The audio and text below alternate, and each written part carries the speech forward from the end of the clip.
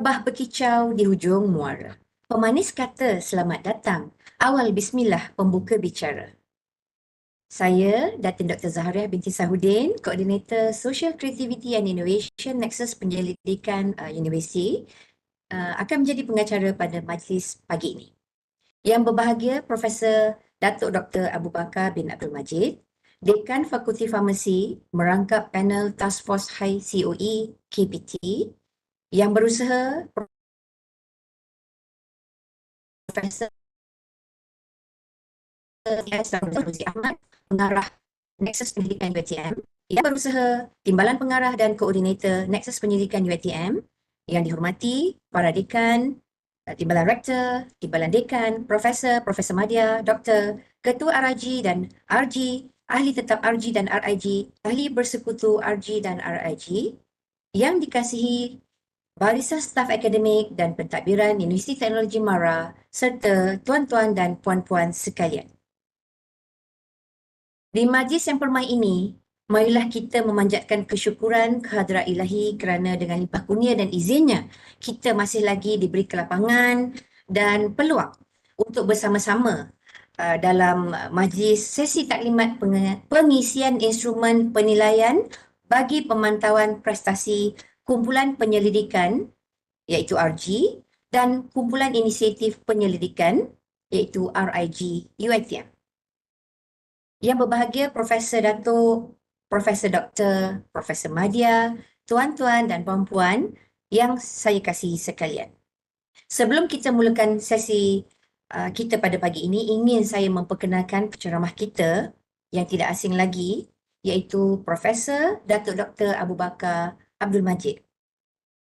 Beliau adalah, izinkan saya introduce Datuk dengan bahasa Inggeris ya. He is a registered pharmacist with Malaysia's Board of Pharmacy. He has a Bachelor of Pharmacy degree from Al-Zagazig University, Egypt in 1983, a Master's in Business Administration from University Science Malaysia, Penang, 1996, PhD in Neurophysiology from Sheffield University, UK, 1988, and he was awarded the International Brain Research Organization postdoctoral fellowship at the Laboratory of Neural Information Processing, RICON, in 1992, and visiting scientist a year later. In 2002,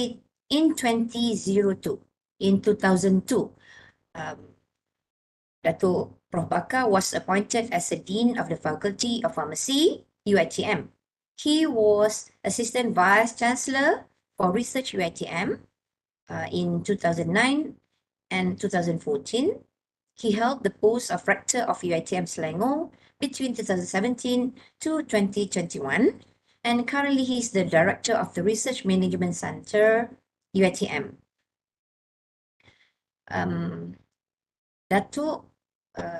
Dato Bakar also is a council member of Pharmacy Board, Ministry of Health, year 2016 until 22, Chairman of the National Biotech Council, Ministry of Science, Technology and Innovation, 2016 until 2018, and since 2006, he has been an assessor of the FRGS, ERGS, PRGS, LRGS, and High COE programs of Minister of Higher Education. Dato also was head of the Health and Clinical Science domain until now. For almost 2 decades, Dato Bakar was a member of the Joint Committee Research and Ethics of International Medical University, and presently he is a member of Board of Governors IMU. Baiklah. Hadirin sekalian, adalah dimaklumkan bahawa pencapaian prestasi setiap RG dan RIG UiTM adalah dipantau pada setiap tahun bagi pelaporan ke peringkat atasan universiti. Sehubungan itu, bagi memberi pendedahan awal kepada setiap RG dan RIG untuk pengisian instrumen penilaian yang diperolehi daripada pihak Kementerian Pendidikan Tinggi, pihak Neksus Penyelidikan UiTM, Pejabat Naib Canselor, akan mengadakan satu sesi taklimat pengisian instrumen penilaian. Ya. So, kita harap dan kita mohon semua RG dan RIG mengambil maklum bahawa instrumen penilaian daripada KPT ini menggunakan edisi terkini iaitu 2023, ya, 2023. Majlis memohon kerjasama semua pihak daripada RG dan RIG untuk memberi penuh perhatian dan tumpuan terhadap ceramah tentang pengisian instrumen penilaian ini. Ini adalah kerana mulai sekarang semua RG dan RIG haruslah mengisi penilaian ini sendiri. Seterusnya, majlis dengan berbesar hati ingin menjemput penceramah kita yang kita tunggu-tunggu, iaitu yang berbahagia Profesor Dato Dr. Abu Bakar bin Abdul Majid untuk menyampaikan ceramah dan ilmu tentang penilaian. Silakan, Dato. Bismillahirrahmanirrahim. Assalamualaikum warahmatullahi wabarakatuh. Yang berusaha Prof. Dr. Zahariah. Yang berbahagia Prof. Dr. Rozi selaku pengarah Renew. Tadi sebut saya pengarah RMC, saya dah tak pengarah RMC lama dah. So that CV is a bit outdated. So I'm now back at the Faculty of Pharmacy sebagai dekan. Kepada profesor, associate professors, senior lecturers, ahli-ahli, RIGs dan RGs sekalian.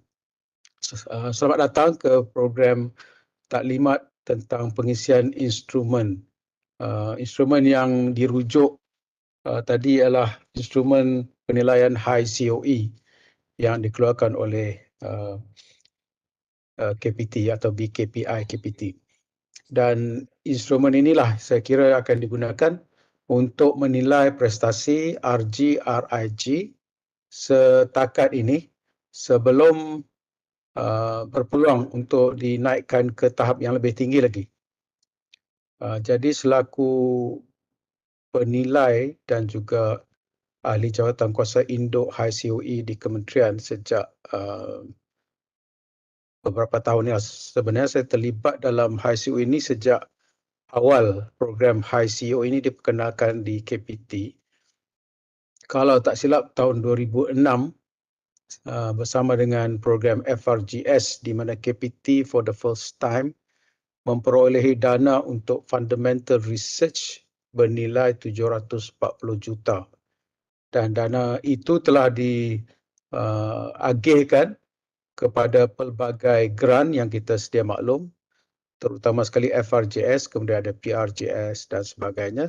Di samping itu ada juga program yang dibangunkan untuk menyerlahkan pusat-pusat kecemerlangan di universiti ke tahap nasional ataupun kebangsaan dengan tajuk High Impact Centers of Excellence ataupun High COE. Dan dalam program ataupun inisiatif yang pertama tu, sebanyak 6 atau 7 high COE telah diumumkan dan pada masa itu alhamdulillah termasuk satu daripada UiTM lah, iaitu Accounting Research Institute. Dan ARI pada masa itu merupakan satu-satunya high COE yang berteraskan kepada social sciences. Yang lagi 6 semuanya berteraskan kepada SNT. Mungkin nampak dari segi gelanggang persaingan lebih memihak kepada SNT mengikut kepada instrumen yang telah pun disediakan. Dan kesemua COE tersebut ataupun high COE tersebut adalah berteraskan penyelidikan dan inovasi. Tiada pada masa itu yang berteraskan kepada perkhidmatan. Dan selepas beberapa tahun diperkenalkan program High COE, barulah teras perkhidmatan ini diwujudkan. Dan ada beberapa buah universiti yang mempunyai High COE teras perkhidmatan pada hari ini. Jadi selepas ARI, kita pada masa itu saya berpindah ke RMI, kita telah mewujudkan sistem ataupun kaedah tiering untuk pusat-pusat kecemerlangan di UiTM sebab pada masa itu saya dan TNC pada mulanya Prof. Dr. Zaini, TNC PNI, kita berpandangan terlalu banyak pusat-pusat kecemerlangan ini dibangunkan dan tidak mempunyai suatu kaedah penilaian sebenarnya ataupun governance penubuhan. Jadi kita wujudkanlah apa yang kita sebutkan entiti kecemerlangan ataupun EK. Dan EK itu kita gunakan maklumat daripada Kementerian berkaitan dengan high COE. Dan kita wujudkan tiering. Pada masa itu pun ada beberapa disebut sebagai SIGs di fakulti yang disebut sebagai Special Interest Group. Tetapi apabila kita nak memulakan program entiti kecemerlangan kita ni, EK ni, kita juga dimaklumkan oleh yang bagi Naib Canselor pada masa itu supaya tidak lagi menggunakan istilah Special Interest Group sebab seolah-olah melambangkan wujud kluster-kluster yang istimewa di UiTM, special clusters. Jadi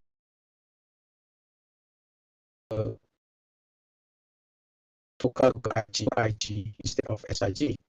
Dan bila berkali itu kita tiakan di peringkat yang paling asas iaitu di peringkat fakulti, tier 5 dan tier 4.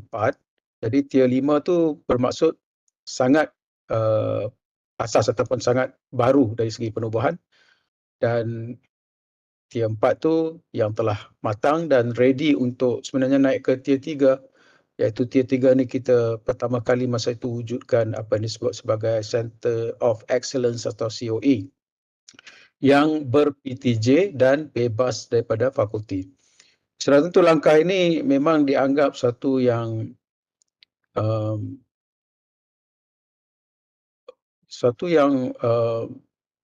baru, tapi pada masa itu sudah timbul juga kerisauan sebab kalau COE ini bebas daripada fakulti contohnya, adakah masih lagi boleh bekerjasama rapat dengan fakulti dari segi kata sinergi? That was our spirit, that was our idea, supaya walaupun di luar fakulti tetapi kedua-dua entiti ini masih boleh bekerjasama dengan rapat.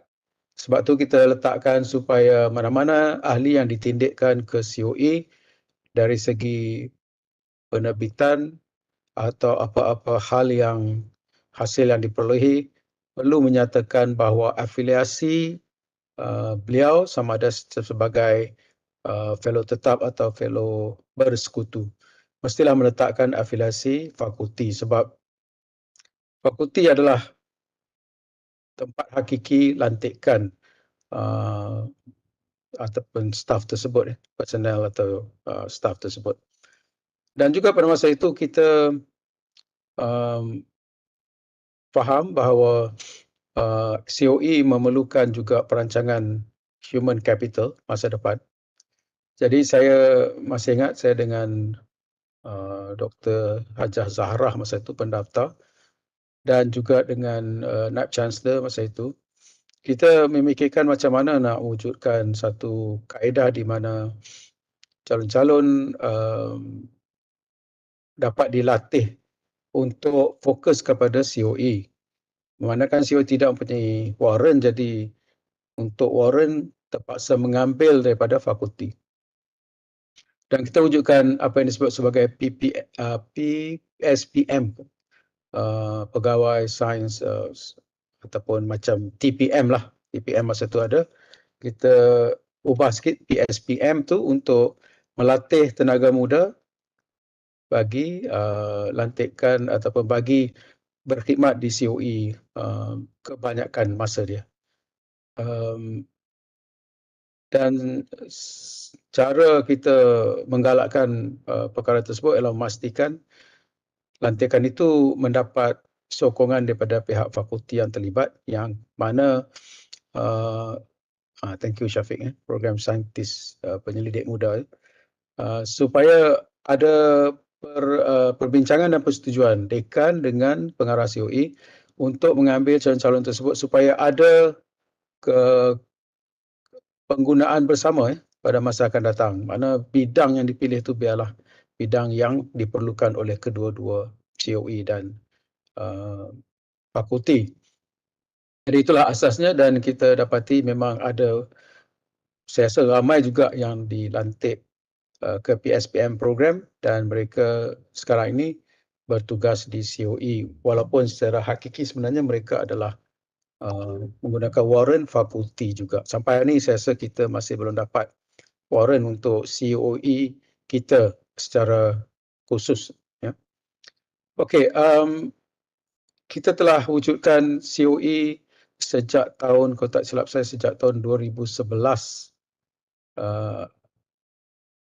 Dan kita masa itu telah ada 6 atau 7 juga COE, dan COE ini diketuai oleh seorang pengarah, merupakan PTJ yang bebas, sebab kita melihat kepada keperluan high COE, iaitu untuk masuk ke high COE, entiti ini perlulah entiti yang ber-PTJ dan bebas dari fakulti, bermaksud mempunyai bajet sendiri dan pengarah boleh membuat keputusan apa-apa berkaitan dengan pembangunan dan juga perjalanan COE tersebut. Jadi kita wujudkan COE yang setaraf dengan fakulti, dan pengarah juga kita mohon daripada Senat dan masa itu JKE untuk sama tarafkan dengan status dekan dengan kemudahan-kemudahan yang sama. Jadi itulah kertas kerja tu, saya ingat saya bentang ke Senat dan telah pun dipersetujui. Alhamdulillah kita tiadakan 5, 4 di fakulti dan 2 adalah high COE, di mana recognition atau pengiktirafan diberi di peringkat KPT, dan tier 1 kita panggil sebagai world class COE, WC, yang pada masa ini sebenarnya ada lagi, tak wujud lagi walaupun di peringkat nasional, sebab satu, instrumen masih belum dapat dibangunkan untuk mengiktiraf world class COE, ataupun di UiTM kita anggap sebagai tier 1 COE ya. So ARI pun belum ke situ, mungkin sebab tiada instrumen yang boleh digunakan untuk mereka digelar sebagai world class COE. Tapi secara ringkasnya our thoughts are that bila dikenal sebagai world class COE ini, kita dapati dia sentiasa mempunyai ahli-ahli yang dirujuk ya. Kalau kita tengok TV antarabangsa ya, macam kita buka CNN ke, kita buka BBC ke, kita buka Bloomberg ke, atau kita buka CNBC ataupun Nikkei ke, atau the Chinese WGN or something. Yang ditemu buat adalah penyelidik daripada COE. Jadi itu menunjukkan bahawa ahli-ahli COE ini dikenal pasti ya, ataupun dikenali di peringkat antarabangsa, dan juga mendapat geran penyelidikan, dan penerbitan mereka tidak ada masalah mencapai jurnal-jurnal yang berprestasi tinggi ya. So itu world class COE yang belum kita temui lagi lah pada masa ini. Bukan saja di UiTM tapi di seluruh Malaysia juga. Kemudian after so many years, sebab COE yang layak untuk dinaik taraf ke high COE perlu mempunyai rekod 5 tahun penubuhan baru boleh masuk ke peringkat high COE, ataupun dicalonkan ataupun boleh bertanding di peringkat high COE. Jadi sebab tu kita punya PTJ semua kita luluskan di peringkat Senat, dan kemudian I think LPU, jadi jelas mereka ni layak selepas 5 tahun. Tetapi mungkin dalam masa 5 tahun selepas itu, iaitu mulai 2015, 16, 17 dan seterusnya, kita punya COE memang cuba untuk bersaing peringkat high COE, tapi setakat ini belum lagi ada yang berjaya ya. Mungkin kita menunggu mungkin tahun ini sedang berjalan inisiatif untuk high COE ini, ataupun ialah kita perlu di masa depan lah ya, untuk mendapat melihat satu lagi high COE daripada UiTM. Jadi itulah harapan kita kepada semua peserta pada pagi inilah nampaknya ya, untuk sama-sama berstrategi dan sama-sama berusaha untuk menggalas tanggungjawab tersebut untuk menjadi sebuah HSUI yang dikenali ataupun diiktiraf di peringkat Kementerian Pengajian Tinggi. Jadi sebelum saya go into instrumen, mungkin sebab di sini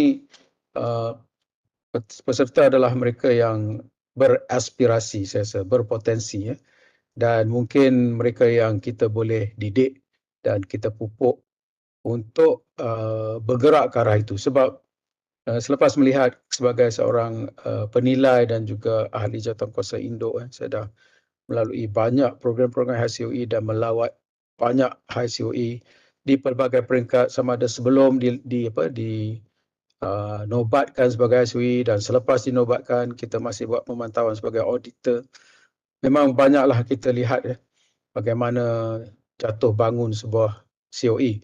Walaupun dah naik taraf HSUI, kadang-kadang performance atau prestasi baik, tapi ada juga kadang-kadang prestasi tidak dapat menyaingi ataupun mencapai apa yang diperlukan sebagai HSUI. So basically saya harap di sini RIG, RG, ialah mungkin ada yang argue HSUI itu bukanlah everything. It is not the ultimate aim. It is not the perfect solution, that you are successful. Ada juga yang tidak begitu setuju HSUI ini mungkin tak perlu, kan, kenapa nak HSUI. Ada juga mengatakan kalau kita mendapat taraf HSUI Kementerian Pengajian Tinggi, kita kena ikut ikut arahan, ikut perintah ataupun ikut keperluan KPT, bukan nak boleh ikut keperluan kita ataupun keperluan universiti. Tapi terpulanglah kepada ahli di sini ataupun peserta di sini bagaimana untuk melihat satu kaedah untuk kita mendapat pengiktirafan. Mungkin HSUI itu yang sedia ada sekarang. Tapi kalau rasa boleh diiktiraf dalam bentuk lain ataupun mengikut jalan lain atau kaedah lain, boleh beri justifikasi kepada Renew, kepada Pejabat TNCPI, yang kita tak perlu HSUI tapi kita boleh juga dikenali ataupun diiktiraf melalui program-program lain. Contohnya mungkin ada program khusus dalam bidang kita di peringkat antarabangsa contohnya. Well, I think this can be discussed with pengarah Renew, I think, I'm sure, kalau tak ke HSUI. But for the time being, HSUI ini masih lagi aktif, masih lagi bergerak. Tahun ini akan diumumkan beberapa bos HSUI baru. Bermaksud every year ada program ini, tidak pernah ada sekali mungkin tahun tu tidak ada yang baru, mungkin sebab tidak layak, tapi setakat ini setiap tahun ada sahaja beberapa COE di peringkat universiti awam dan swasta yang dinobatkan. Dan kalau melihat kepada maklumat daripada KPT, mereka sentiasa memohon bajet dari tahun ke tahun. Bajet ni pun memang disediakan 2 tahun, kan, sebelum tahun tersebut sampai, dan setiap kali mereka akan mewujudkan program HSUI ini sebab dia selain FRJS, dia juga merupakan flagship program untuk KPT, mendapat bajet penyelidikan, terutama sekali penyelidikan fundamental, ya. Alright. So untuk yang di sini, kalau I'm sure, thank you for attending, and I'm sure you all interested to be considered or to be moving towards HSUI in the coming years, because I'm sure many are still young, you still have the time. So if you really plan to do that, ketua-ketua mesti mainkan peranan yang jelas, iaitu memang dari segi arah tuju tu daripada awal, very clear direction. Dan Renew sekarang ni menyediakan ataupun wadah, dari segi instrumen HSUI. Jadi mungkin ini suatu instrumen yang kita perlu jadikan sebagai asas kita menilai prestasi kita. Sebagai atau secara umumnya, from my experience looking at other COEs in other universities, memang peranan pengarah sangat crucial. Kita perlukan research leaders lah untuk menjadi pencetus kepada pergerakan COE ke arah high COE ataupun RIG, RG, COE. Dan research leaders ni mesti jelas bahawa you know the instrument and you know the minimum required. So at least the minimum target tu should be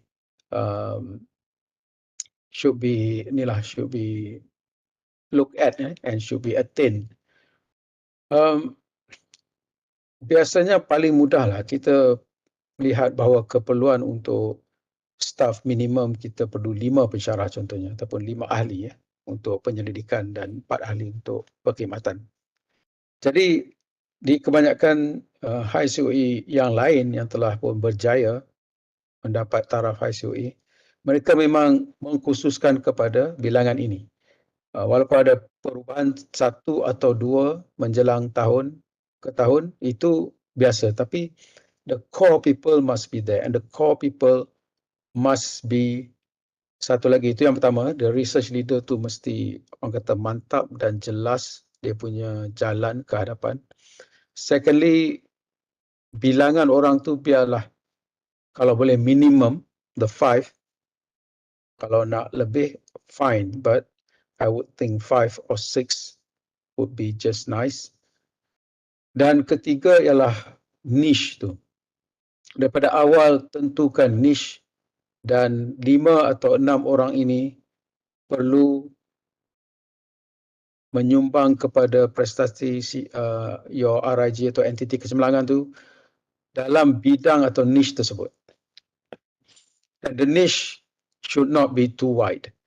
We realize and we understand at UiTM the last several years kita punya calon-calon yang berjaya untuk dinaikkan pencalonan ke peringkat KPT oleh Renew dan juga Pejabat TNCPI.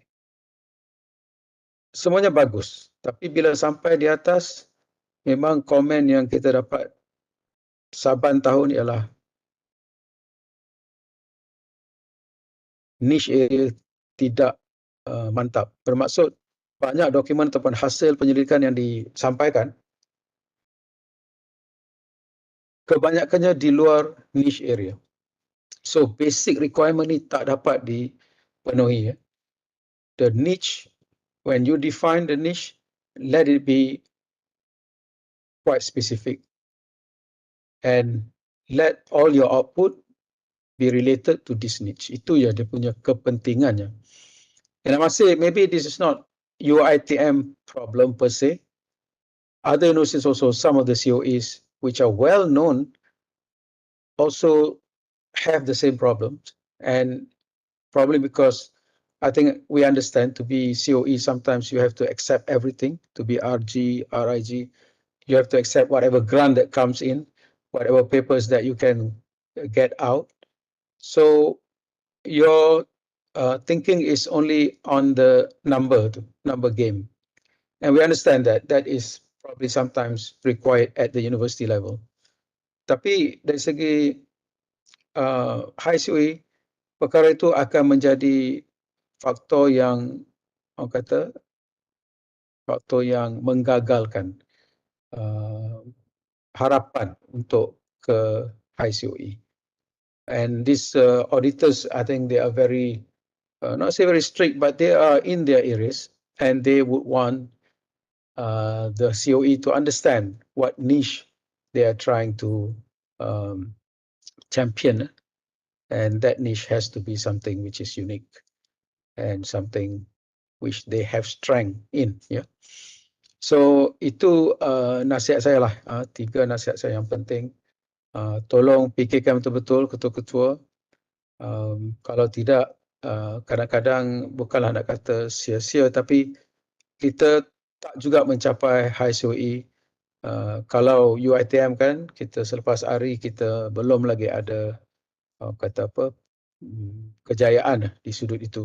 Walaupun I must say ada beberapa universiti yang agak baru dan agak baru juga berkecimpung dalam COE culture. Tetapi disebabkan mereka, because they play the right game, they know the rules of the game, they study the rules of the game, and they perform on the rules of the game. To a certain extent, I would say macam kenaikan pangkat jugalah. Bila kita nak naik pangkat daripada 45 ke 52 tu, okay, straightforward sometimes, but you still need some criteria that you have to fulfill.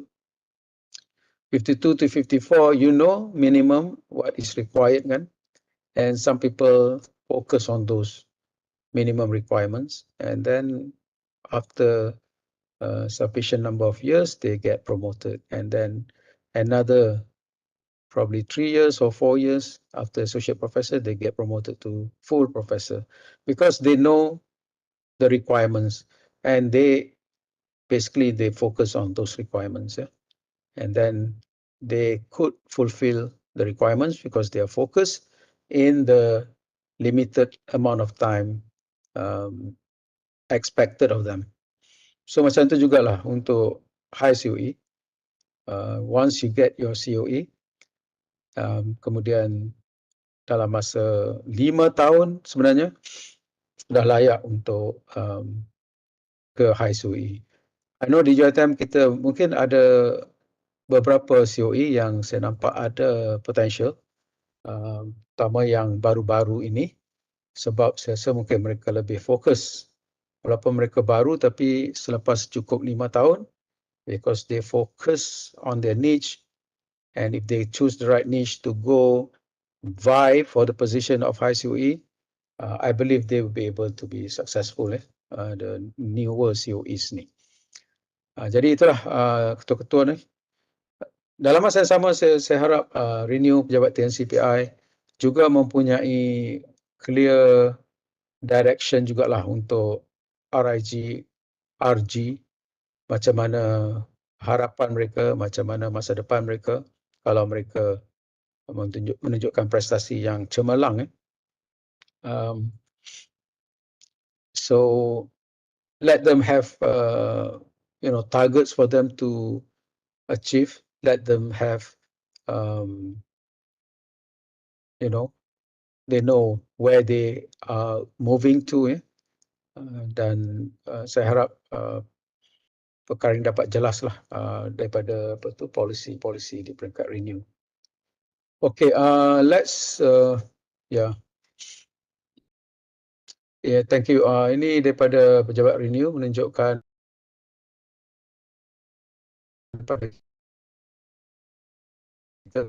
kebanyakannya adalah berteraskan kepada research and innovation, kecuali yang 1 dan 13 tu, dan yang telah kita nampak dari segi senarai ini, ada yang mungkin di suatu masa akan datang berpeluang untuk dinobatkan kepada high COE. Kalau mereka betul-betul fokus kepada niche yang mereka kenal pasti, dan seterusnya dapat meyakinkan pihak auditor bahawa niche itu adalah niche yang jelas. So let's hope maybe in the future we'll be able to get one. But like I said, we really have to know the game, we have to play the game right, and most importantly, always referring to the instrument, the criteria, which we are going to do today, insyaAllah. Thank you. Is Nadia ke atau siapa tolong jalankan slide ni? Thank you. Bolehlah teruskan slides tersebut. Do you have the glossary slide tu?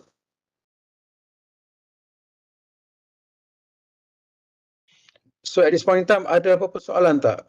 Query ke, sebab I think this is important for you to start on the right track and strategize really, orang kata beautifully strategizing where you want to go.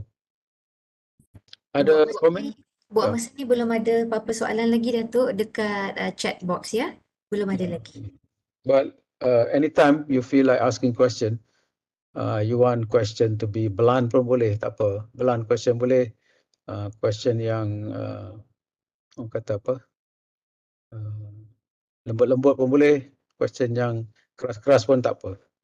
Let's be frank kat sini, because I think this agenda COE is very important to UiTM, and being there up there for the last berapa tahun agak-agak 15-16 tahun.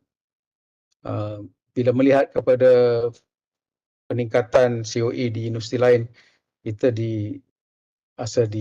sedih lah kat UiTM ni, kita tak nampak lagi yang dapat naik kan. Every time ada pengumuman tu tak ada daripada UiTM, padahal some dekat UiTM ni nampak quite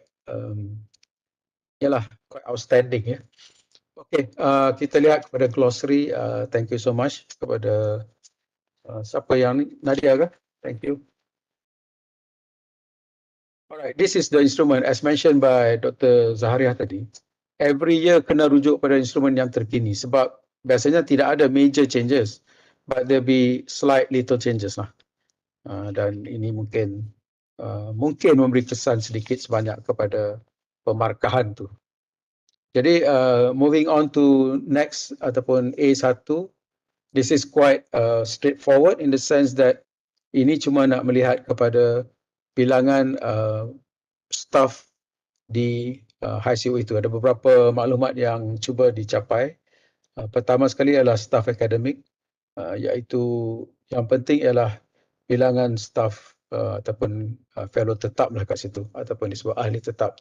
So like I mentioned tadi, minimum 5 orang tu, kalau you all betul-betul strategize, think through very carefully, I think you just want to have those 5 lah, ataupun 6 lah. I tengok ada setengah tu 6, tapi tak ada yang ahli sampai 10, 15, 20, tak ada lah. Ahli tetap, I mean ya. So let ahli tetap tu biar minimum, biar 6, tapi kalau ada perubahan, biarlah 1 atau 2 je yang berubah dari tahun ke tahun. Jangan terlalu banyak perubahan ya. Jangan tengok Yasmin ada soalan, jangan, let me see.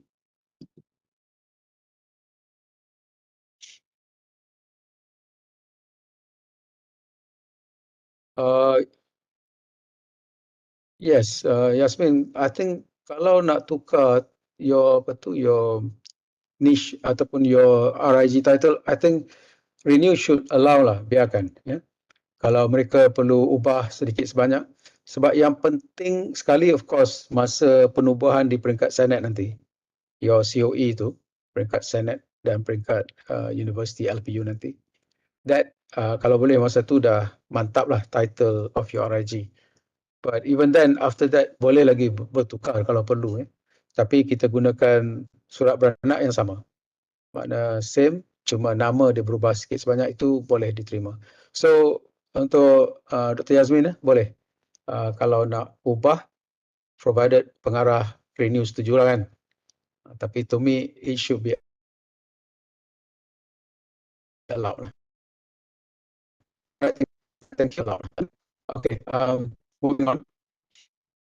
So this is the first part tu, tak ada apa, ini cuma untuk dijadikan denominator and also untuk mereka melihat kepada consistency atau sustainability of the COE.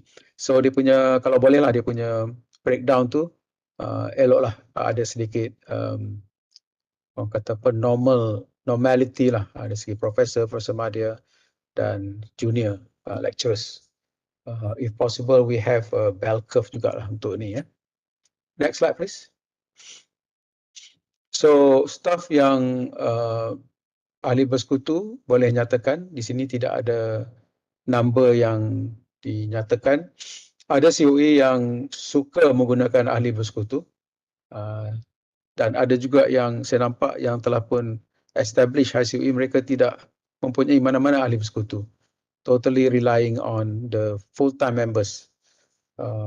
So this is not extraordinary. If you think you don't need bersekutu, tak apa, tak perlu. Kalau perlu, boleh menggunakan ahli bersekutu.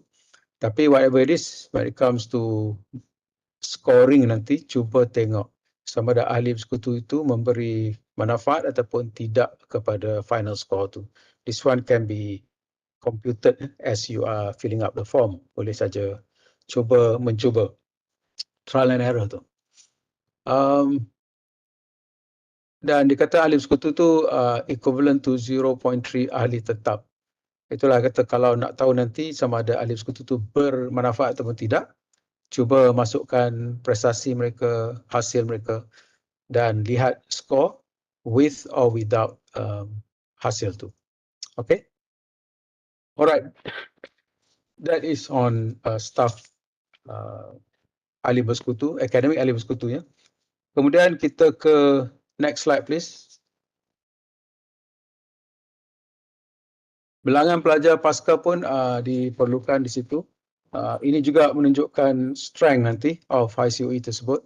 Sekarang ni kita ada isu mengatakan bahawa pelajar-pelajar pasca yang berdaftar ya, kalau program tu tak ditawarkan di COE, menjadi tanda tanya ya, diambil kira ataupun tidak. Tapi sebenarnya yang penting di sini ialah program tu as long as ditawarkan di universiti tersebut, okey. Tak kira lah di PTJ mana atau fakulti mana. Tapi yang penting di situ ialah ahli yang kita isytihar tadi, ahli tetap atau ahli bersekutu, mestilah menjadi supervisor kepada calon tersebut, penyelia kepada calon tersebut. Sama ada dia penyelia utama ataupun penyelia bersama. So itu yang penting tentang pelajar pasca siswazah. That is A2. Dan untuk A1 tu staf sokongan juga perlu dinyatakan ya. Dan ini pun tiada minimum because ada COE yang mempunyai staf sokongan yang tinggi, tapi ada juga yang staf sokongannya agak rendah ya. Dan kalau ada RA dan RO boleh juga dimasukkan, tapi postgrad tak masuk sini lah. Postgrad masuk dalam A2 bukan A1. Kemudian bilangan staf akademik senti non-senti itu seperti yang tertera kat situ. Ini sekadar untuk kita declare je ya. Okey, yang ini untuk. Kemudian kita ke A3, ini untuk melihat kepada GOT sikit ya. Iaitu untuk melihat kepada berapa bilangan yang telah bergraduate. And all this referred to sebagai tahun yang dinilai itu je. Okay, clear lah untuk 2022 nanti. Artinya sekarang ini tengah buat exercise 2022 kan.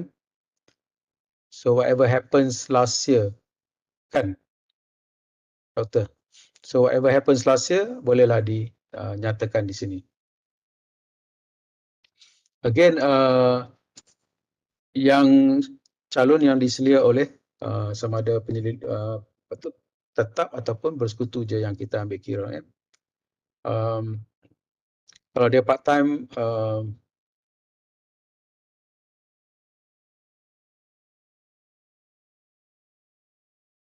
pelajar separuh masa part time student juga diambil kira sebagai full time. So sekarang ni tak ada dah perbezaan part time full time untuk kita masukkan dalam bilangan kat sini ya.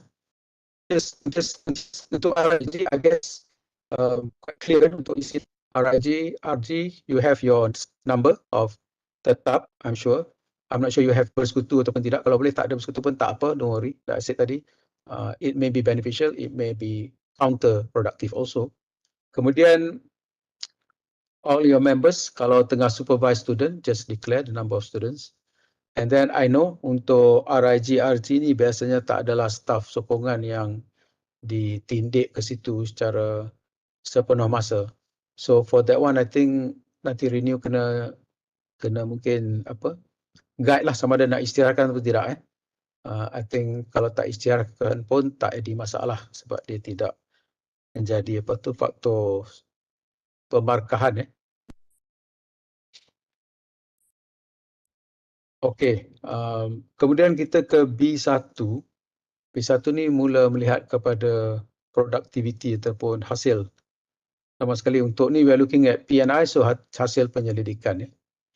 Dan jelas di situ bahawa yang pertama itu ialah untuk melihat kepada PI dan projek-projek dikelaskan seperti berikut. Untuk national grant for SNT 20K, for non-SNT 5, antarabangsa minimum 10 untuk SNT dan 5 untuk non-SNT. So itu cara kita declare je lah apa yang you all ada pada masa ini ya. Last year ada yang dapat FRGS contohnya, so FRGS boleh masuk dalam national, peringkat national, iaitu semua kalau dapat FRGS memang layak lah untuk national tu ya. Semua more than 20,000 atau more than 5,000.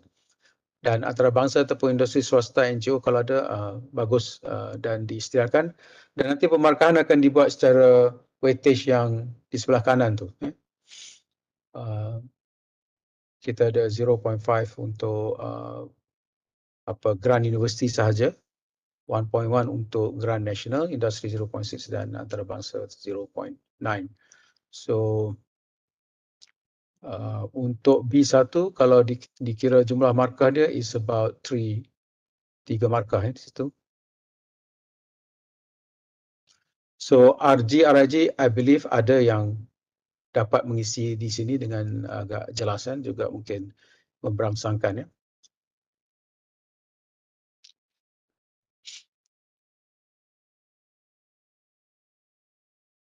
Datuk, kita ada soalan, Datuk.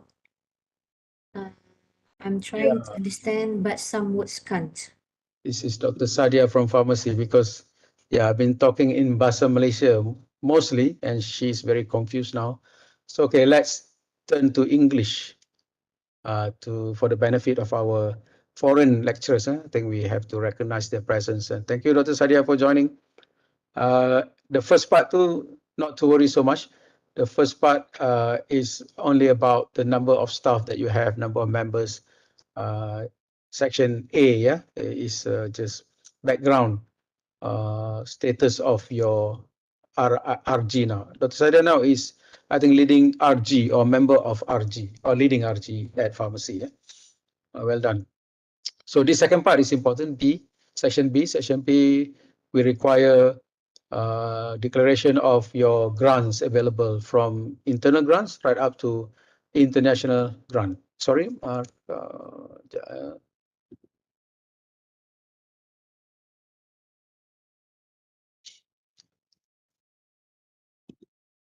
untuk for the question on section A, like I said, this is just as also in MyRA, this section is only for data gathering. So there is no mark assigned to this question or this section. Ini will provide the background to the number of staff, the denominators and so on, and also probably KPT wishes to get the numbers of researchers that we have in our COEs, and also at this at local is renewal. So there's no marks there from Dr. Nita.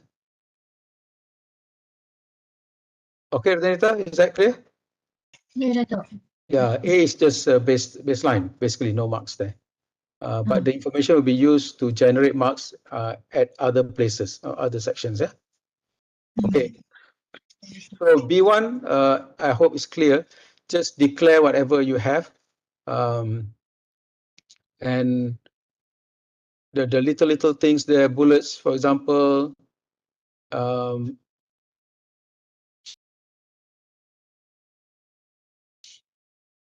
The bullet number one is the amount. Bullet number 2 is only PI with the grant is taken up.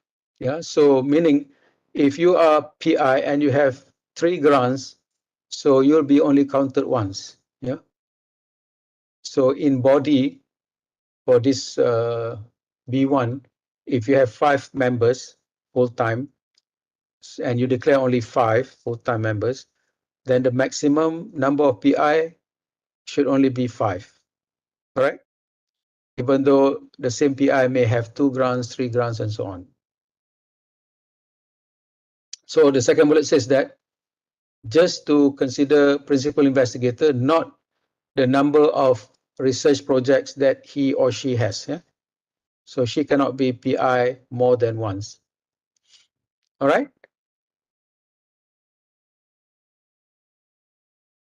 And the third bullet, again, same.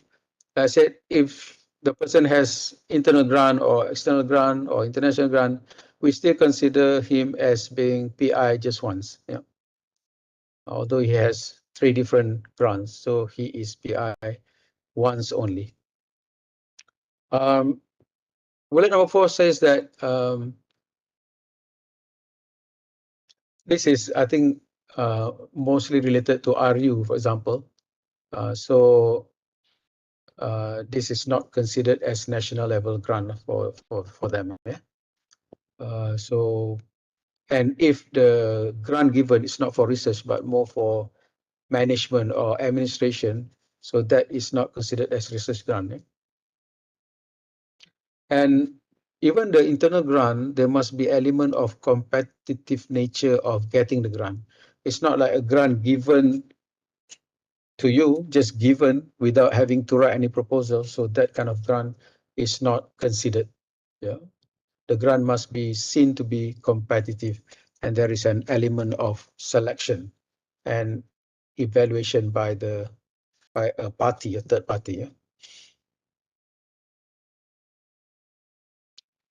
And when that person becomes PI, will be based on the account set out by the bendahari. So when the account starts and the money comes in, then that if that happens in 2022, then that person can be considered as PI. Yeah. But if he is, for example, notified of having successfully getting grant in 2022, but the money doesn't come in until 2023, then he will be able to be declared in 2023. And then for as long as the grant is active, even though crossing the year, then you can still consider that person as PI. Yeah. For example, he gets a grant in 2020, for example, and the grant lasts for 5 years, and you see that the grant status is given as active, and there's still money in the grant for that person in 2022, then that person can be considered as PI because of the duration of the project is 5 years. Yeah. So for the whole of 5 years, that PI is valid. Okay. All right. Untuk B2 is the qualification of the members. Yeah? The 5 or 6 members, the qualification, PhD or any other professional qualification. Only things that the qualification, higher education ataupun higher qualification based on not research, coursework, for example, not counted. MMed, for example, DBA, diploma education, and so on. All right. So please fill up this thing. I think in our RIG quite straightforward. This kelulusan ya, kita tahu most would have already obtained PhD by research ya. Especially for the research and innovation track. Okay, thank you. Next slide, please. Or next page. Dato ada soalan Dato kat chat box. Thank you. Jika seorang PI National Industri Antarabangsa, kami isi untuk PI National sebab markah lebih tinggi. Yes, I think untuk ini, you should put in the weightage yang paling tinggi. Markah yang bagi weightage paling tinggi.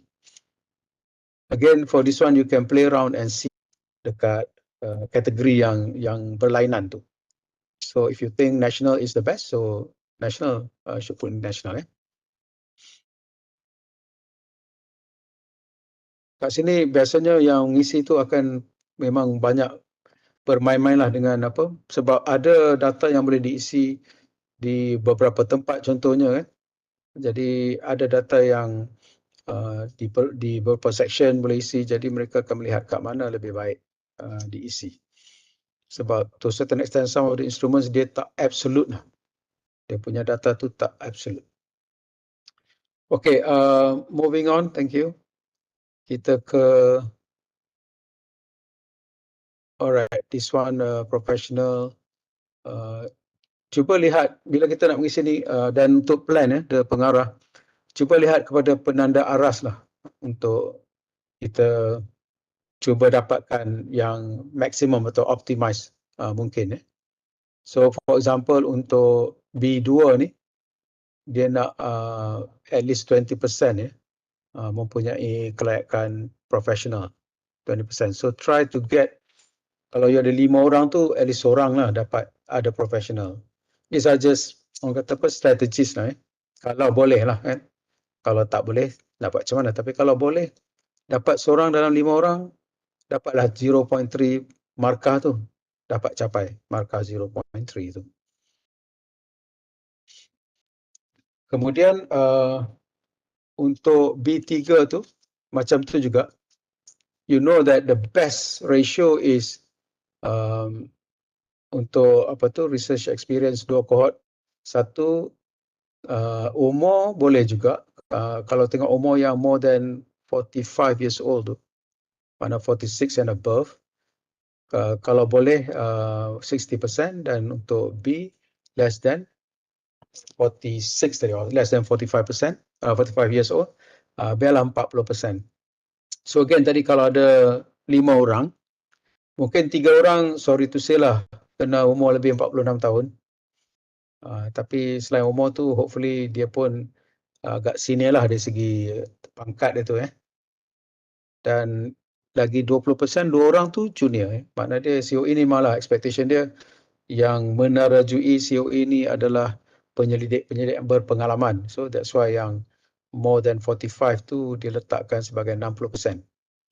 So if you have that 60% kat situ, dapatlah 1.5 marks. Okay, dan kalau less than 45%, 45 years old, 40% dapat 1.5 lagi.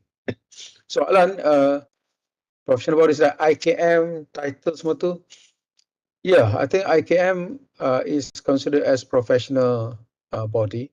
Dia ialah satu kaedah untuk melihat sama ada professional body recognized is based on akta lah, itu paling jelas sekali.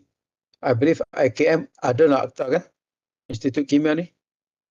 Kalau ada satu akta yang menyatakan kewujudan Institut Kimia dengan ahli-ahli lembaga dia, board dia macam mana, apa tugas dia, dia memberi akreditasi kepada ahli kimia.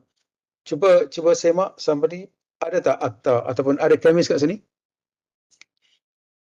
So if IKM was set up based on an act of parliament, biasanya ada, kalau ada macam akta farmasi ni saya tahulah memang ada lembaga farmasi Malaysia dalam Registration of Pharmacists Act 1951 under section 3 diletakkan regarding establishment of pharmacy board.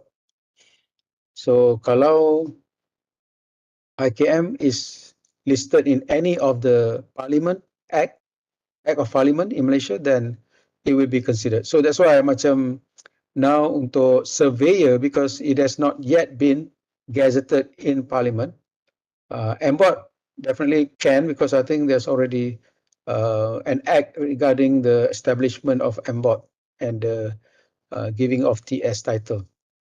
I think there's already MBOT, akta MBOT. So MBOT is, ataupun TS is recognized as professional qualification. Okay. All right.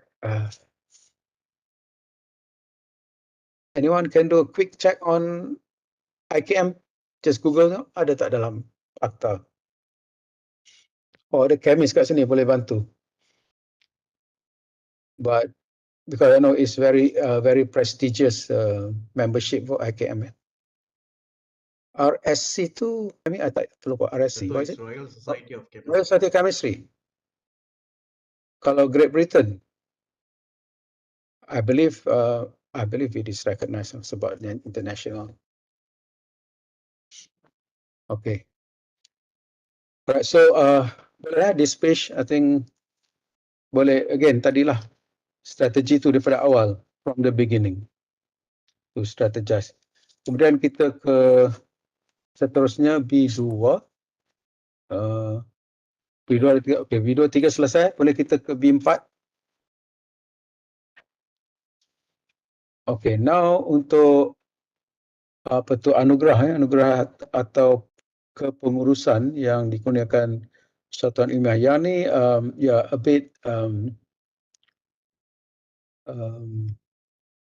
this is a bit rigid jugalah, mereka akan melihat betul-betul tentang anugerah-anugerah ini, iaitu anugerah yang dianggap sebagai betul-betul memberi pengiktirafan kepada ahli-ahli dalam COE tersebut ataupun RG dan RG tersebut. It is both untuk antarabangsa and national dengan markah masing-masing 2.3, 2.3. Kalau dapat 2 for each.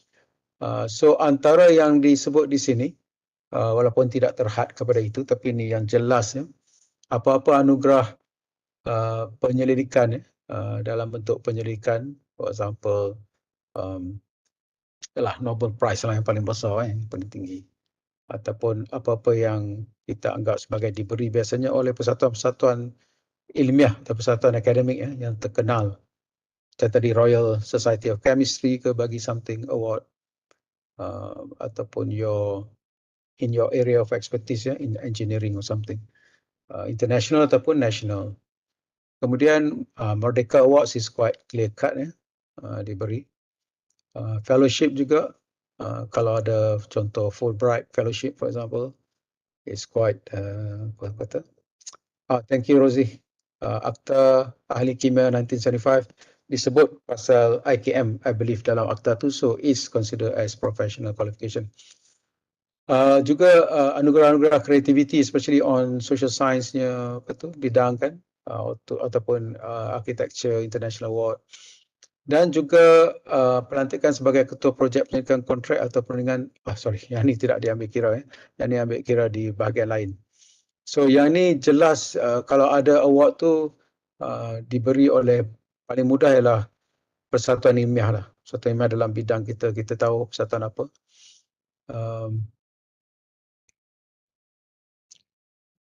Yang award-award tadi tu boleh diambil kira. Contoh Clarivate ke bagi your best author ke, highest cited ke. Okay. Kemudian kena ada bukti dari segi penganugerahan tersebut. Dan bukti itu kena ada daripada pihak tadi nasional di peringkat kebangsaan. Kalau setakat echo daripada IPT kan, ataupun salinan daripada IPT yang menyatakan telah menerima, tidak mencukupi bukti itu. Jadi perlu asal, iaitu daripada pihak yang memberi. Jadi yang ini saya rasa jelas apapun kalau tak sure, kita boleh rujuk balik kepada BKPI nanti. Kalau ada award-award yang tidak biasa didengar tapi masih berprestij, kita tak tahu. Contoh macam UK Afrika yang menjalankan aktiviti ataupun social innovation project kan, tiba-tiba dapat award kan, award NGO dan sebagainya, yang betul berkait juga dengan penyelidikan lah, yang penting berkait dengan penyelidikan CO itu. Dan itu boleh juga diketengahkan sebagai anugerah kat sini. Juga di peringkat ASEAN, kadang-kadang kita tak nampak tapi dia yang berprestij because competitive, ramai calon. Tapi yang penting juga ialah niche tu. Niche tu mesti dalam bidang yang kita declare dalam COE kita. Itu jadi lebih jelas untuk dipertimbangkan ataupun diambil kira. Alright, so this is 2.3 markah ni. Jadi pengarah boleh sentiasa mengira. Kalau dapat 1, anugerah dapatlah 1.65 kan, ataupun 1.5 tu 1.15 Kalau dapat 1 negara, 1.15 markah. Satu antarabangsa. So mana ni weightage ni sama je, antarabangsa ataupun national. Okay, next kita masuk ke bahagian C. Okay, kat sini dia, kalau peringkat kita ni, iaitu melihat pada niche satu, kedua melihat kepada acknowledgement dan juga kepada affiliation. Tu tiga benda tu sangat penting. Satu, the paper or the title must be representing the niche area of your RIG or RG. Yang kedua, mesti ada acknowledgement tentang apa-apa grant yang diterima kat situ, jelas. Dan grant tu kita boleh kaitkan dengan grant aktiviti RIG atau RG. Dan ketiga, mesti ada affiliation. Nama RG, RIG itu diletakkan dalam penerbitan tersebut. Boleh tak ingat benda ni? Tiga ni sangat penting. Whenever you're writing a paper, now that you're a member of RIG or RG, it is not wrong, it is not incorrect to put the name of your RG, RIG alongside the name of the faculty. Kan? Amalkan kata apa? Kaedah begini. Mudah aja, tak susah. Nanti kedua-dua tu naiklah. RIG pun naik, fakulti pun naik, UiTM pun naik. Ya. Okey, di peringkat kalau apa tu? Kalau COE ataupun high COE, dia akan melihat kepada jumlah.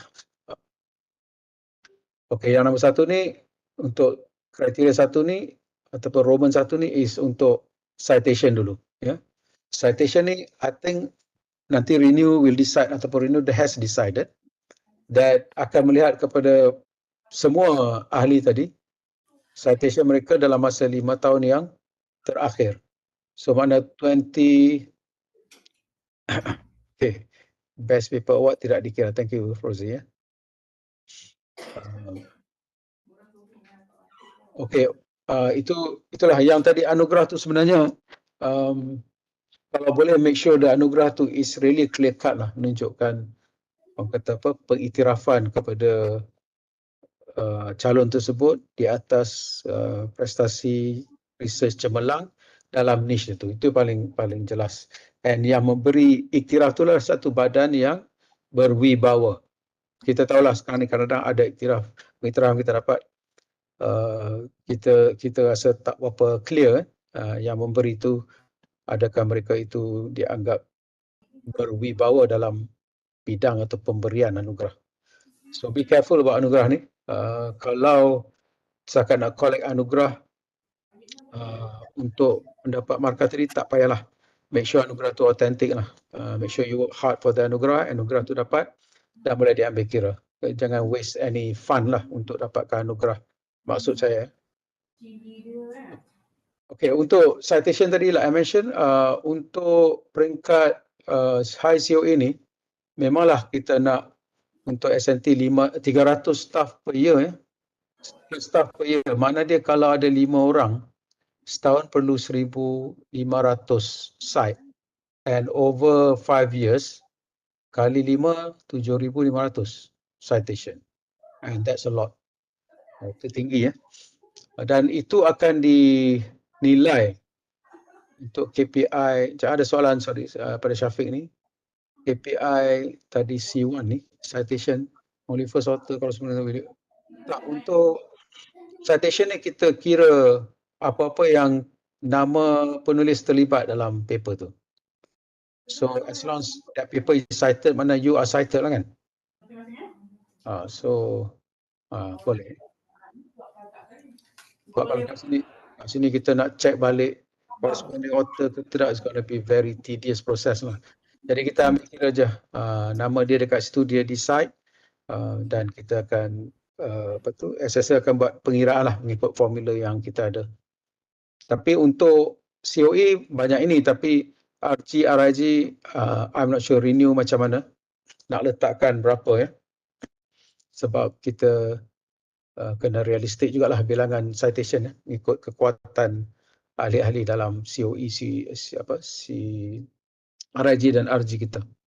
Kenapa Rosie? Yang ni kena tengok juga macam mana. Kalau nak maintain ni pun okey, mana dia senang, pemarkahan kita jelas kat sini. Tapi mungkin di pemarkahan nanti kita taklah kenakan satu nilai yang terlalu tinggi ya. macam COE ataupun high COE punya tahap-tahap dia untuk setiap section ni. Okay, citation macam tu ya. Let me take break kejap.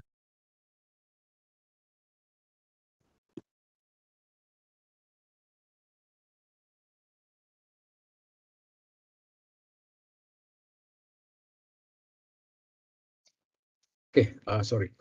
Okay, untuk yang C1 but Roman 2 tu, A Roman 2 tadi A Roman 1 side, this is dari segi penerbitan dalam Q1, Q2.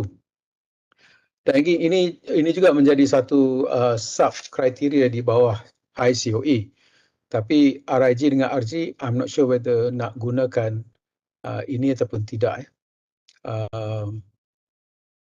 Sebab kita expect bahawa dia punya penerbitan dalam jurnal Q1, Q2 ni berdasarkan JCR je. JCR, please check JCR, not any other indexing body.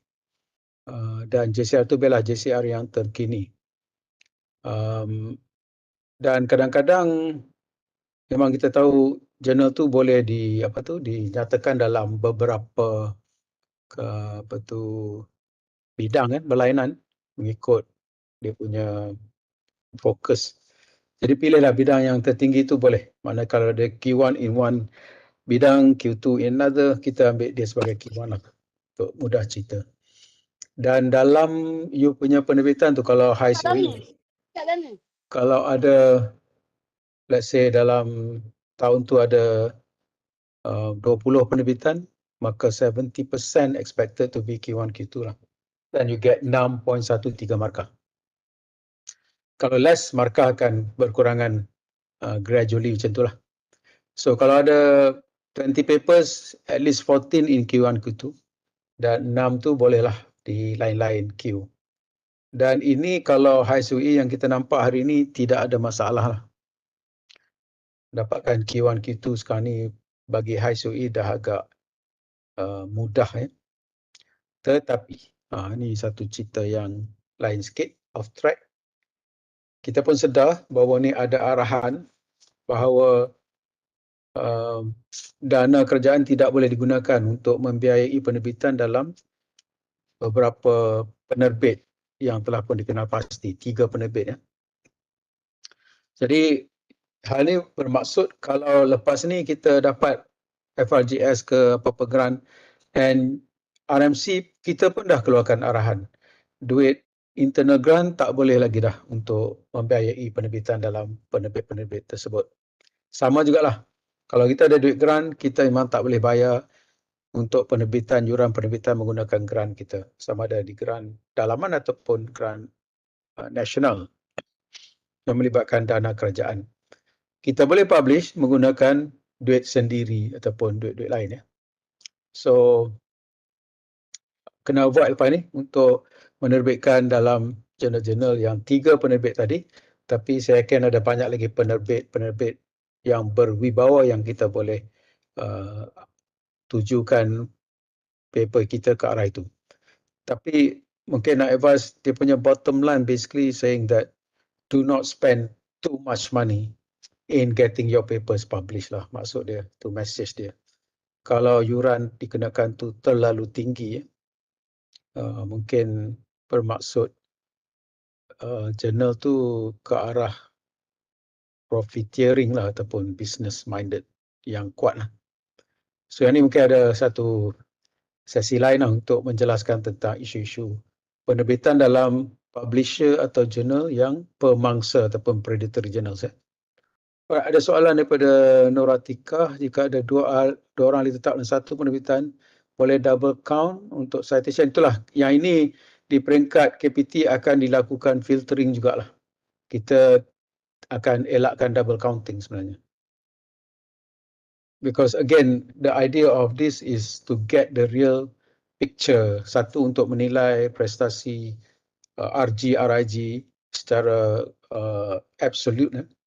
Tapi at the same time, untuk melihat di peringkat UiTM pun kita tak naklah double counting. Di peringkat KPT pun macam tu juga. Dia akan elakkan double counting. So, So consider kalau 2 orang ahli dalam satu paper, whatever number of sites tu cuma once counted, bukan kali 2 lah. Ya. Secara praktikal, bagaimana kami nak extract data citation corpus untuk tempoh tahun tertentu? Okey, yang ini nanti mungkin nanti RMC mungkin boleh share kot dengan dengan peserta kita macam mana untuk kita buatkan itu. Ada, dan nanti kalau saya dapat slides tu saya akan kongsikan ya. Bagaimana kaedah untuk kita extract citation tu daripada extract citation tu daripada database corpus untuk tempoh tertentu. Memang ada dia punya kaedah dia. Nanti kita dapatkan slides tu bagi pada ni. Tadi Dr. Wan Nazmi minta ataupun kita boleh share lah. Memang good for everyone to try do the citation extraction ni. Okay, nanti Dr. Wan nanti kita share the kaedah dia. Kaedah dia quite perlukan sedikit latihan lah untuk kita familiarize macam mana nak dapatkan citation untuk tahun-tahun yang tertentu tu. Untuk Dr. Norizan sudah publish jurnal tersebut, macam mana boleh tak disertakan? Jika sudah publish, macam mana boleh tidak disertakan? Apa maksud Dr. Norizan? You saying that publish without affiliation ke, or an acknowledgement or something? Dia kalau soalan ni berkaitan dengan dah publish tapi tak acknowledge, kalau di peringkat atasan auditing, dia akan tolak jugalah, dia nak tengok betul-betul jelas. Oh, dah publish di jurnal pemangsa. Ya, I understand. Ada kes-kes yang macam ini kan. I think Renew nanti kena buat polisi lah sama ada untuk mengira publication di jurnal pemangsa ataupun tidak tahun-tahun sebelum ini ya.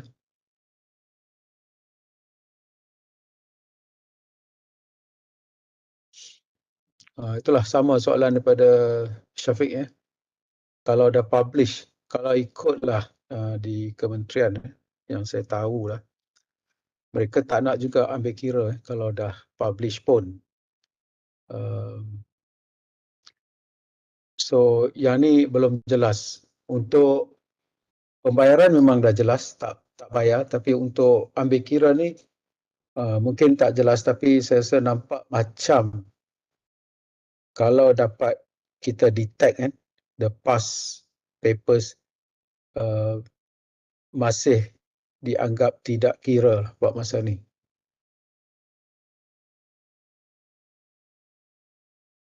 So Rosie, we have an issue here nanti. Yeah, I think for level RIG and RGs, probably those yang publish, especially last year, I think we can masih kira lah, Dato. Okay. Ya, itu itulah boleh kalau polisi macam tu, okay. So untuk apa orang kata, yalah kesian juga kan dia dah publish. Tapi what we can do is moving forward lah, kita boleh elakkan. Jika tak masukkan flash RG boleh masukkan. Ini pun Renew kena jawab. Macam mana Prof. Rozi, kalau untuk paper yang publish tak ada affiliation, like I said, kalau di peringkat KPT memang wajib affiliation. Tapi untuk RG, are you gonna... As long as ada fakulti ataupun college punya affiliation, it will be good enough lah, I think. Okay, untuk RIG and RGs. Okay. Yeah, that's quite reasonable lah Ada yang kita faham, tapi make it a practice lepas ni untuk mewar-warkan your RG, RIG jugalah kan. Yalah, famous RG tu. Dulu tak pemangsa, sekarang baru pemangsa kan. Itulah. Itu tadi Prof. Rozi kata maybe untuk RG, RIG dikira yang dianggap pemangsa. Untuk tahun lepas lah kan, tapi tahun ni kita dah tahu, mungkin kita kena berhati-hati ya. Okay. Yes, penerbitan isu memang panas sekarang ni. Kita dah dapat satu arahan daripada kementerian regarding the 3 publishers, and there may be more coming up. Mungkin pada masa akan datang. So whatever it is, berhati-hati, but I think kita di Renew RMC, kita kena come up with macam alternative lah, macam mana kita nak pacify our lecturers kan, supaya kalau benda ni dijadikan, dah jadi pun satu polisi yang menghalang penerbitan dalam setengah publishers, macam mana cara alternatif ataupun apakah langkah penyelidik lah untuk selepas ini, macam mana nak buat kan. I think it's very crucial juga lah, penting ya, bagi some direction. The best of course, you will refrain from publishing in predatory yang jelas. The best journals I would think, and journals published by professional societies ataupun academic societies yang paling jelas, tak ada masalah, tak ada isu. Kita ada for example persatuan itu, persatuan ini kan. So publish dalam persatuan you all, macam let's say European microbiology society, tak predatory. Itu one way lah. Kat Malaysia pun I think kalau publish dalam my site, I know it's lower impact, tapi we know my site journals are well managed, well reviewed. So mungkin lebih selamat, mungkin ya. So pandai-pandailah fikirkan. Soalan Syafiq lagi sebab PI insist to publish although we notified them about this. Tentang predatory ya. PI is from US. Okay. Yeah, that's too bad. Kadang-kadang sebenarnya ialah kalau kita ada option, kita dah tahu benda tu tak dibenarkan, and we have the option at the time, it's good for us to opt out lah daripada penerbitan tersebut sebenarnya lah. Kan, supaya kalau berlaku apa-apa di masa dekat, masa hadapan, nama kita ada kat situ. Although this is quite remote lah, anything bad happening, but if something happens kan, for example, katakanlah lepas ni Kementerian bagi arahan untuk urusan-urusan kenaikan pangkat, contohnya calon-calon tidak boleh mempunyai apa-apa penerbitan dalam jurnal yang dikenali sebagai pemangsa, yang jelas. So kalau ialah you kat situ, tengah ditemu bual ataupun tengah dilihat oleh kesepakaran dalam satu jurnal yang pemangsa ni jelas pemangsa, nama you ada sebagai author. So that may be counterproductive, and you need that paper for your kenaikan pangkat untuk memenuhi bilangan, and paper tu ditolak, jadi tak cukup. So Dr. Syafiq, be careful regarding this. Like I said, kalau dah tahu kan, and you have the opportunity or option, you should decline lah, secara berhemah lah, decline. Faham ya. Kadang PI dah buat kerja teruk, you pun dah buat kerja kuat, nak publish tiba-tiba tak boleh. But to be sure, I think kita elakkan dulu at this juncture lah. Dah tahu. Kalau kita tak tahu dulu tu lain cerita lah. Alright, itu untuk Q1, Q2, 70% now for high COE. For RIG, renew boleh tetapkan lah macam mana. Whether it's 20%, 30% or otherwise. Kemudian yang lain tu untuk bilangan, total bilangan yang diindeks dalam Scopus, WS, ERA ni semua ni. Ini secara jumlah tak tak kira lah Q berapa pun. This is overall, and the average is 6 per staff for SNT untuk dapat 6.62. Kalau you ada 5 orang, so 30 paper, regardless lah 30 tu datang daripada macam mana datang daripada 5 orang ni. Mungkin ada seorang tu contribute 1 je, tapi yang seorang ni 9. Boleh kira juga, because kita tengok total, tak tengok each one staff. So mesti ada nama affiliation tu again. Clear.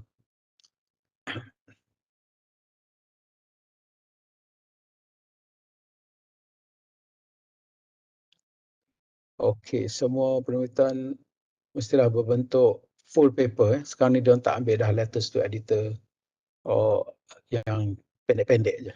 The paper must be full-fledged papers. So ni okay ya? Alright. Next page please. C1 untuk B2. Now coming on to proceeding, yang ni semua boleh lah kalau nak cuba. Indeks proceeding yang orang kata yang jelas, indeks dalam Scopus ataupun WS boleh masih lagi publish, dan requirement satu untuk seorang staff masih ada markah kat situ 0.74. So we have 5 ya, kita dapat 0.74 marks. Okay, untuk nak promote my site, kita juga galakkan ke my site, so publish juga dalam my site, at least again one paper ini untuk mengimarahkan jurnal-jurnal terbitan Malaysia. So again one staff, and then buku penyelidikan kalau ada, kita nak kalau nak buku penyelidikan ni cuma perlu 0.2, not even 1 per one staff. So mana untuk satu COE yang declare 5 orang, satu buku cukup lah untuk tahun tu, dapat 1.47 markah. Tapi research books ni, be clear about research books. Research book ni dia ada mungkin 2 interpretasi, at least 2 interpretation, but I think cuba lihat dia punya glossary ni lah untuk jelas. Satu, penerbit mesti diiktiraf dan dikenali. Kemudian kalau diterbitkan sekadar oleh your institute ataupun ialah you tak terbitkan tapi your faculty terbitkan, tak cukup lah. Kemudian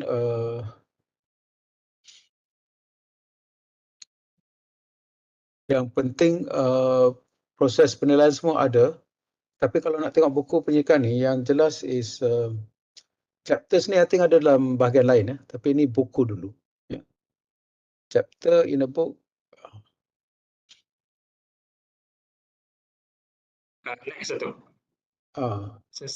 D2 rasanya. Yes. Dr. Sadir, chapter, let's look at another section. For this section is just the book, publish research books. I think important thing is that the book consists of articles related to niche of the COE. That's important.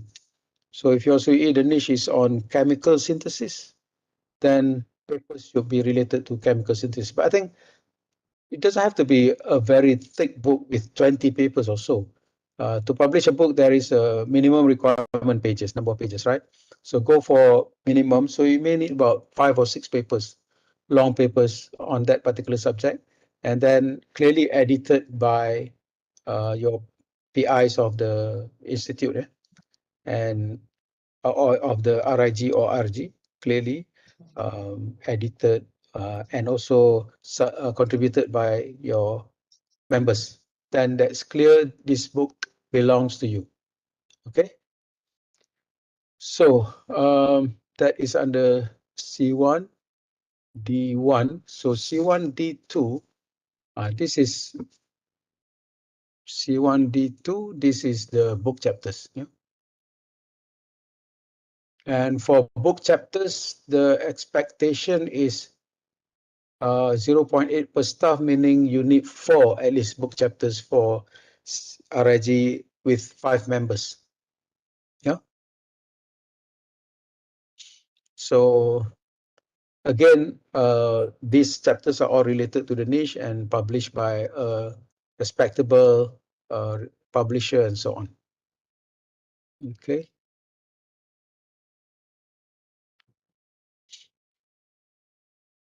So if you're from social science, look at the last bullet saying that tafsir and tahqiq boleh diambil kira, can be counted, meaning chapter regarding tafsir of Quran or hadith or scholastic output tafsir part can be considered as a book chapter.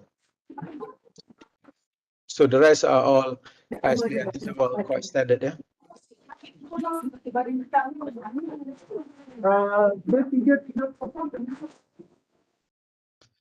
Penerbitan UPENA, memanglah kita UiTM Press memang diiktiraf lah. Ya. Kalau terbit oleh fakulti itu suspicious lah, itu yang kita elakkan. Let's go to penerbit UiTM dan saya faham akan ambil masa kan, tapi kita sabarlah, kita cuba bantu penerbit untuk percepatkan. That's why I said tak payah banyak-banyak kalau buat buku research tu, you don't have too many chapters. You just have several chapters, several articles, enough for that output to be considered as a book. I think there's a minimum of how many pages? 90 pages considered to be a book. So just do that. Then the output can be faster. It can be, processed faster. Ada sikit soalan chapter in books. No? Okay. Regarding senarai pemangsa, like I said, senarai pemangsa has been very hotly debated.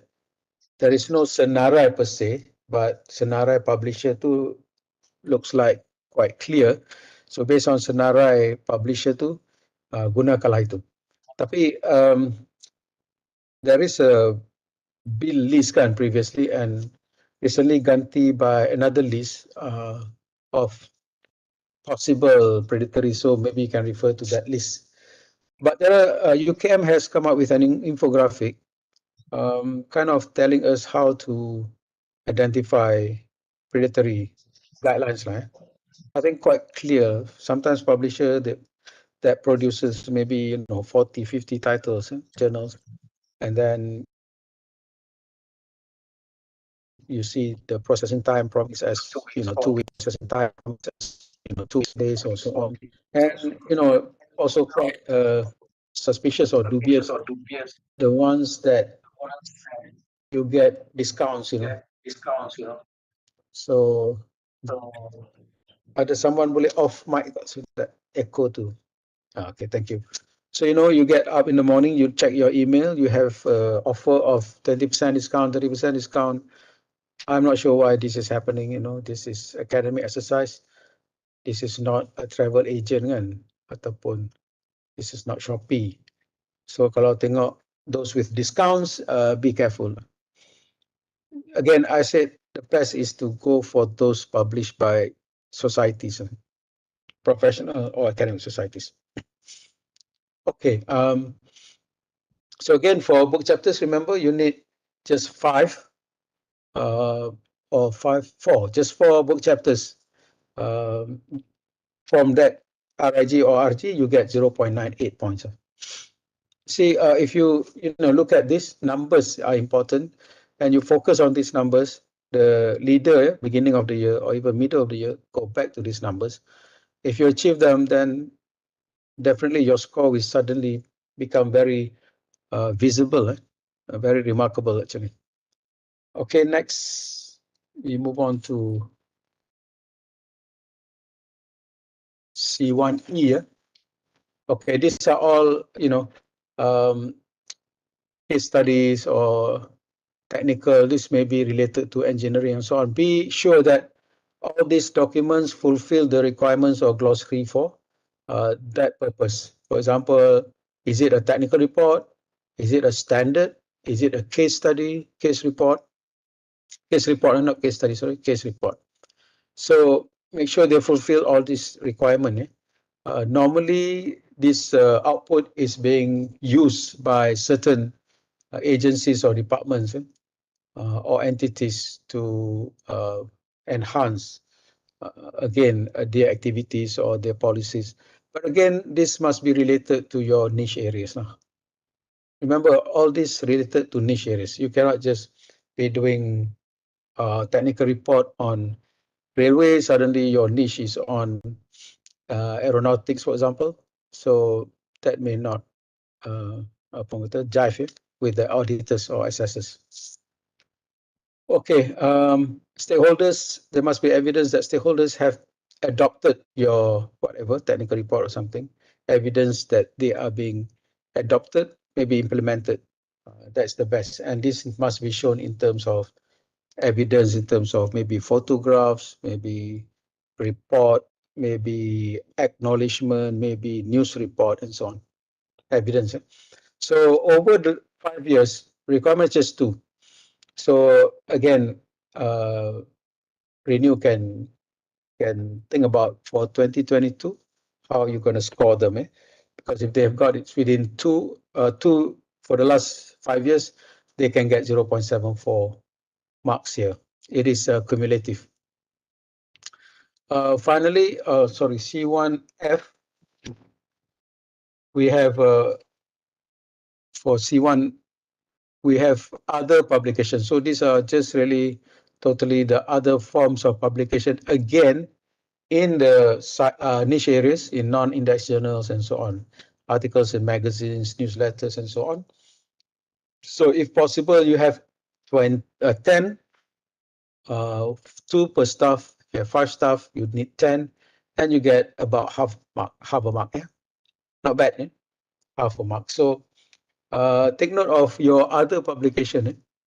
Try to collect them, document them, and with evidence, you can actually get these marks. For example, article written on the website, for example, this can be considered digital format or print media. Or article published in newspaper or magazines, popular magazines, whether online magazines or hard copy magazines. All right. So this one, you can get some marks here. So don't ditch any of your non-index out of the way. You can still use them. Okay, we move on to C2 now. So this is related to grant. Yeah. The previous one, we were looking at number of PI only, remember? So this is where the amount matters. This is where they look at how much money you have received. Yeah?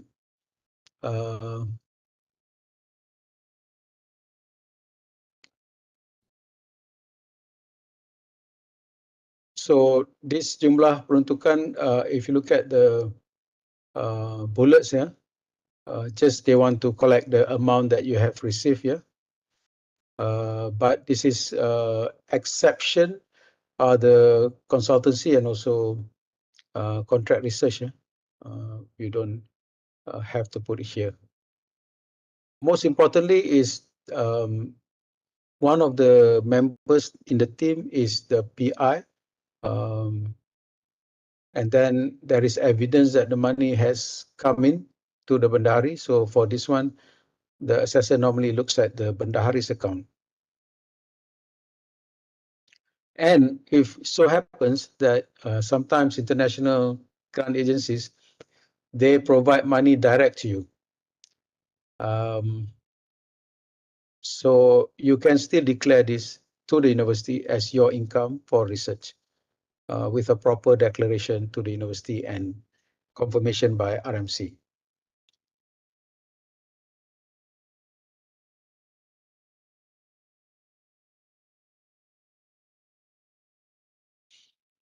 All right, so sorry, this one, contract research is also included here, but not clinical trials, for example, or anything related to clinical trials like bioequivalence study. For this one is research and contract research considered. The rest will go into consultancies.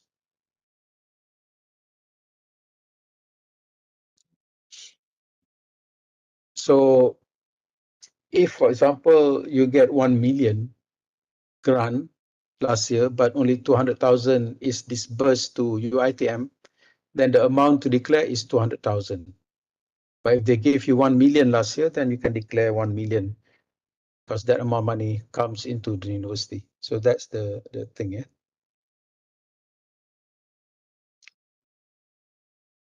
Okay. There's one thing here, but this one does not relate to UiTM, I think. For example, they don't count if the money comes from your parent company, macam Petronas kan. If UTP, they get money from Petronas. So that one we do not consider now as their income from outside. That one is like internal income. Okay, moving on to C2. Datuk, there's one more question. Geran biaya terus boleh dikira? itulah grant biaya terus ni, maksud dia boleh dikira mana the money is there, ada evidence duit tu masuk kan. Grant biaya terus ni siapa yang funding ya, who funds? Kalau funded by the PI tak adalah, tak kira. Tapi funded by third party boleh dikira. Macam mana define biaya terus ni RMC? Remind us please. Ingat tak? Grant biaya terus. Dr. Nita boleh highlight apa dia grant biaya terus ni? Kalau self funding tak boleh.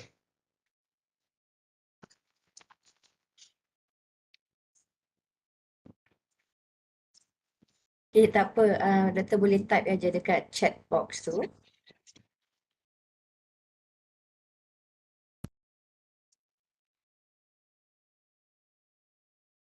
Boleh. Grant tadi saya sebut tu.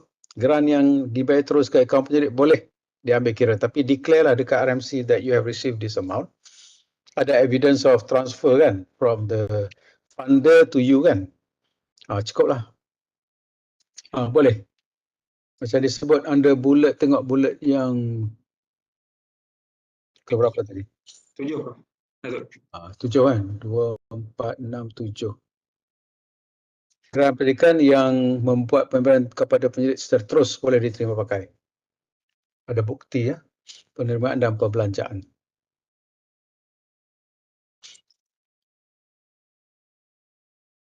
Okey.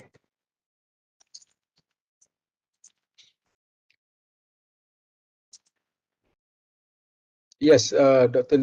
Nita, as per explained in the bullet 7 tu, tengok. Memang it is okay. When you get the money direct to you, you inform RMC you have this amount of money. And I think the best is for RMC to manage the grant. But if you're managing the grant on your own, I think just record them lah. Yes, submit evidence of your expenses. Penerimaan tu ada record, and then offer letter from the sponsor ada, and then when you spend, do a bit of ni lah, kata apa, do a bit of ni lah, kata apa, do a bit of ni lah, kata apa. Sebab I know we cannot like force when you get to your own account you want to give it to RMC, but I guess if you are trusted by the funding agency to deal with the money, I think we should also respect that. And enough if you can show evidence of your in and out money trail. Okay, moving on to C2, 11.4. Okay,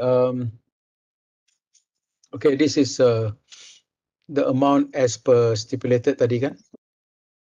Grant yang dibayar oleh tabung pendidikan ni, this is the minimum required lah, minimum required. So if the single grant is not up to that level, I think it will not be counted here. So for this markah kat sini 2.1, tapi this one boleh double up to 4.2 if you have a lot.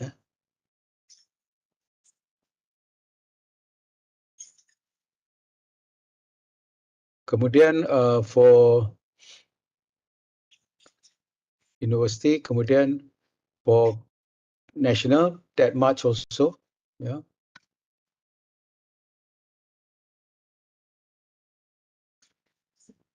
This one, I must say, this is the total accrued for the RIG RG lah. Kalau national ataupun internal grant, 30,000. For example, that year should get 2.10.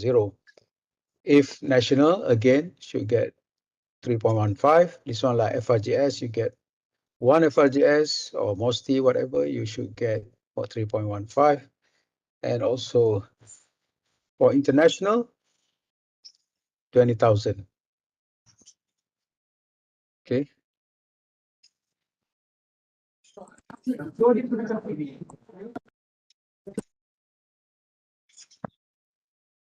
So let's see C2C ni, jumlah peruntukan diterima syarikat swasta dan negara pada tahun dinilai. Okay. Geran daripada sumber luaran swasta yang tiada kaitan dengan pusat cemerlangan, makna dia is not one of your spin-off or startup. Dan ya, ini kompetitif, ya. So termasuk contract research dan clinical trial yang melibatkan penyelidikan. So clinical trial must be clearly related to ada research component, and clinical trial also boleh masuk consultancy depending on where you declare, ya.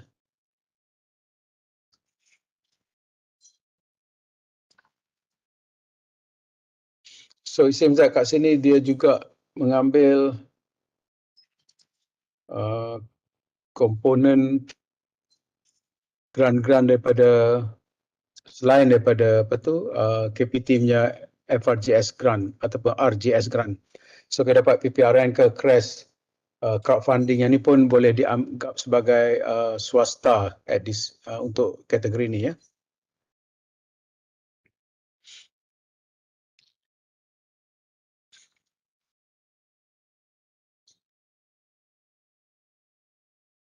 Semua nilai grant diterima untuk ni, untuk international ni ataupun untuk swasta ni, dia terima semua nilai grant walaupun tidak memenuhi nilai minimum.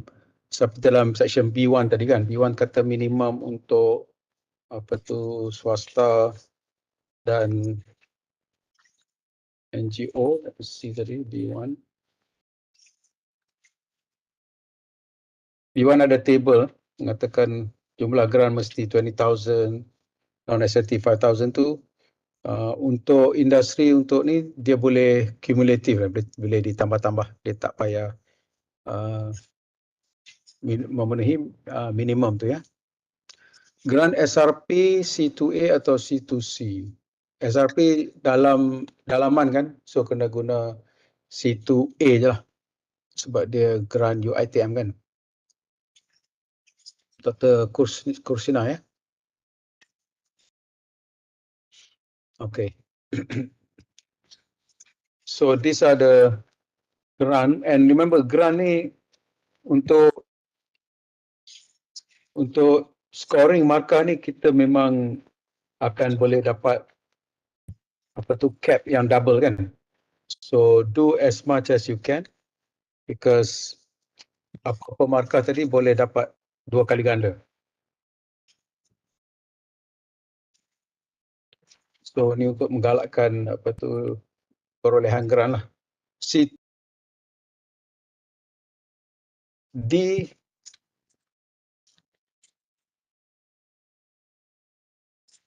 ketua projek penyekawalan. Okey, C2D is jumlah grant daripada agensi.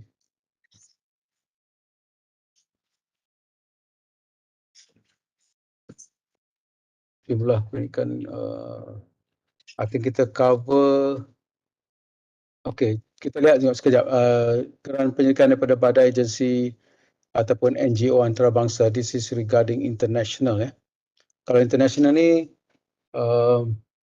di luar Malaysia pada tahun yang dinilai kan, dia selalu ada question tentang kalau dia international tapi dia berpangkalan di Malaysia, ya. Contoh Pfizer kan. So kalau Pfizer dia akan ambil kira sebagai national je lah kalau Pfizer Malaysia. Kalau Pfizer New York or US, then as grant antarabangsa.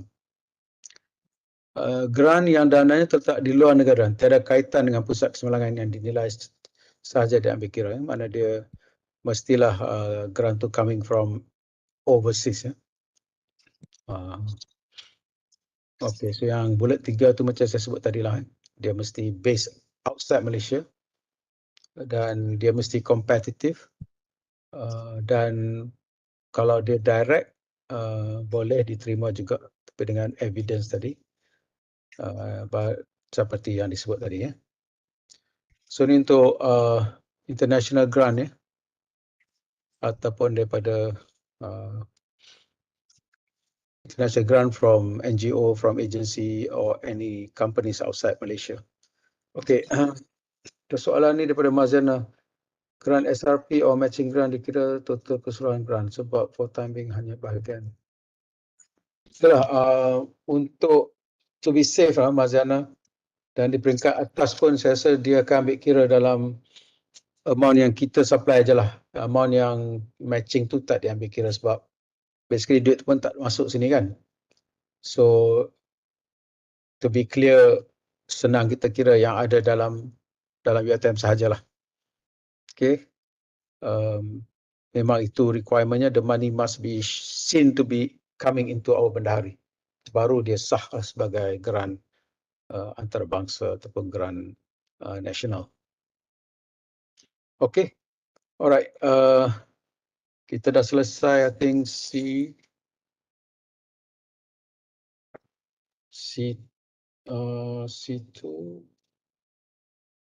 ada sikit lagi, iaitu tentang whatever you receive, tolonglah belanjakan.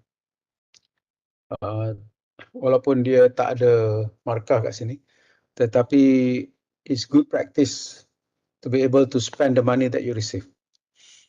And if I can say something here, memang kita lihat dari segi pengagihan duit kepada COE, even kepada PI lain, grant-grant FRGS, PRGS sebagainya, secara keseluruhannya semua universiti di Malaysia tidak banyak yang mampu berbelanja dengan efisien ataupun efektif. So most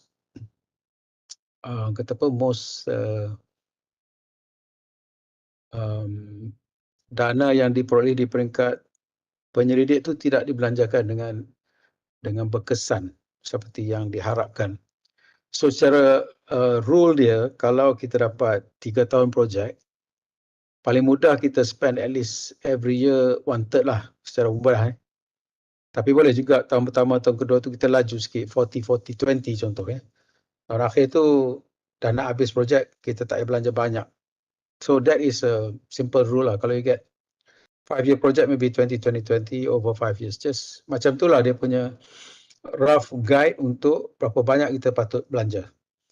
Kalau kita kurang, mana kita slow lah. Lebih tak apa actually. Lebih dalam banyak keadaan is okay to spend more.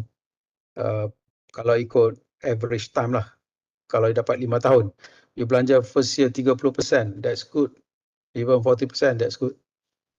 If you receive the money semua lah kan. So yang ni please cuba jadi ketua penyelidik yang bagus. And one of the trait of a good research leader is for you to be able to spend what you plan. Okay. Matching grant ada minimum amount. Again, saya kita rujuk pada yang tadi tu untuk grant antarabangsa tu. Sekarang ni kalau kita declare grant matching dengan international agency, kalaulah boleh declare sebagai international grant, dan tak ada limit. Tapi balik nanti kita kena fikir sama ada nak declare grant yang kita dapat dalam UiTM ni sebagai international grant, tidak sebab partner kita tu international. So tidak sebab partner kita international. So that has to be decided also. So kalau tak boleh define macam tu, is still internal, dan ikut rate internal lah. Ikut minimum internal. But to be safe, guna internal minimum internal grant lah, to be safe. Sebab susah juga nak argue grant yang kita dapat kat UiTM sebagai international grant, although we have a matching partner kat overseas ya. Okay, dan situ kita ke D. D ni untuk PhD student lah. Kalau ni senang kot. Biasa dalam RIG ni mungkin tak berapa ramai, seorang dua. Have a very good master list of your students. Minta somebody lah tolong buatkan master list student-student yang berkaitan dengan all your ahli tetap, ahli bersekutu tu. Buat satu master list, Excel, nama student, and then siapa supervisor, tajuk. Tajuk tu penting. Tajuk tu mesti berkaitan dengan niche somehow. Tajuk tu, kemudian dia punya candidateship tu, berapa lama, from when to when, status dia, dan kalau boleh letaklah terkini tu macam mana, sedang maju dengan baik ke, ataupun bermasalah ke, ataupun boleh graduate. So bagilah some indication. So that is your student master list, which will help you to monitor bila dia graduate. Jadi Jadi senanglah kita isi bahagian ini bila you have that master list. And like I said, maybe RG tak banyak kan, calon mungkin tak ramai, tak sampai 10, I'm sure. So have a very good list and continuously update this list so that on a yearly basis or quarterly basis, you know the status of your postgraduate students. Okay, nanti bila nak buat documentation untuk try naik taraf ke RG ke ataupun ke tier 3 nanti, senang, you ada senarai master list ni. Although I know it's available dalam Uptracks for example, but maybe have your own also lah untuk monitor. Right, so this one is something not too difficult to do now. Better start doing it now. And postdoc, the next one. Next slide. Postdoc pun sangat-sangat digalakkan sebenarnya ya. Dan kalau boleh adalah seorang. So dapat 2 markah just like that. And many of you are eligible to apply for postdoc. You ada grant. Sebab tu you dapat buat your RG, RIG. So teruslah minta seorang postdoc, cari calon-calon dia. Dan minta pada Prof. Jamalul, Pengurusi Jawatankuasa Lantikan Akademia, submit pada dia. No, sorry. Miss, now go to RMC je. Isi borang RMC untuk postdoc. Dan RMC akan mentang kepada JKIKU untuk approval dan ke Senate. Dan you get your postdoc. Buat masa ni, check dengan RMC. Ada tak budget untuk postdoc? Kalau tak ada, prepare for the next round of budget for postdoc. And like I said, this is very useful. I think RG, RIG dah boleh play this postdoc game lah. Boleh ambil dah postdoc. Jangan tunggu. Yeah. Many of you qualified because you have a grant. You have FRGS ke, PRGS ke, any other grant. You boleh padankan kepada postdoc tu. Please, maybe Renew pun boleh semak nanti supaya RG cepat-cepat cari postdocs. Postdoc ni ialah 2 atau 3 jenis. Satu kita biaya, UiTM biaya. Dan satu lagi third party biaya. Yang datang sini ada orang lain yang biaya mereka. Okay, on supervision postgraduate overseas, I rasa boleh kira. Tapi dapatkan evidence tu betul-betul. Dan beri evidence pada pada Renew dan nanti assessor. Mana you have been appointed, this candidate has registered over there, and you know bidang itu bidang yang berkaitan dengan issue. I think should be counted lah. It's a recognition kan. Okay. Alright, so postdoc straightforward. I hope lepas ni kita akan dapat RMC akan terima banyak permohonan postdocs. Of course, the money is limited, but try apply early because duitnya bukan datang daripada grant. Kalau ada daripada grant baguslah. Kalau you dapat grant international dan you dah dalam tu dah masukkan postdoc, then you boleh apply. Kalau tidak, UiTM akan bayar ataupun minta dia dapatkan postdoc grant daripada third party macam Islamic Development Bank ke ataupun mana-mana lah third party yang memberi dana postdoctoral. Alright, that should be okay. Next we move to E. E pun I think this one is regarding patent. Tengok glossary-nya. Patent atau UI ya. Utility innovation kan yang dapat pada tahun itulah. Kalau ada, please declare. And patent ni kita melihat kepada peringkat nasional. E1 is di peringkat nasional ya. Dan juga di peringkat antarabangsa. Kemudian untuk E1B ni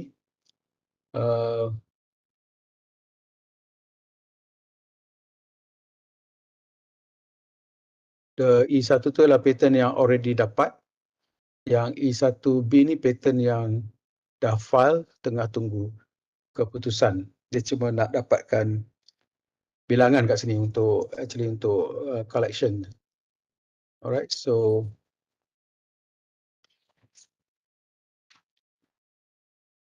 nyatakanlah kalau ada patent yang daftar dan patent yang di filekan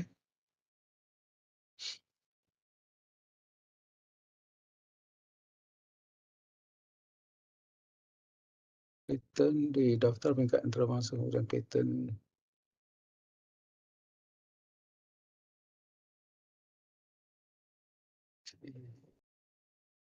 Okey, E11 ni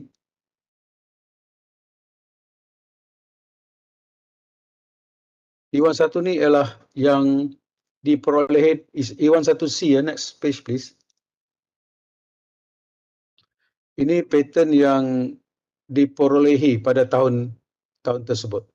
Yang ni dia ambil kira. Mana dia yang dapat tahun 2022 contohnya. Kalau ada satu patent boleh dapat 3 markah ya.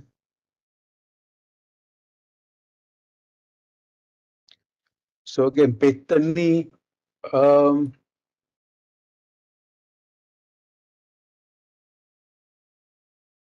I'm not sure sama ada dia balik ke 5 tahun ataupun satu tahun je. Saya sedangkan tengok tahun 1 tahun tu je, 1 per year ya. 1 setahun untuk RG or RG. Kalau any one of your members dapat satu patent nama dia, boleh declare kat sini yang dapat successfully registered. Declare kat sini.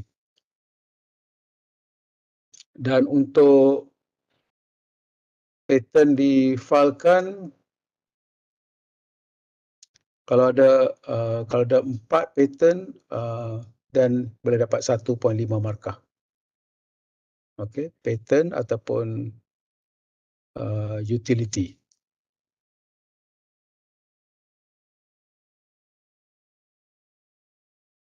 Dan patent ni kena hak milik universiti ya, bukan hak milik luar ya.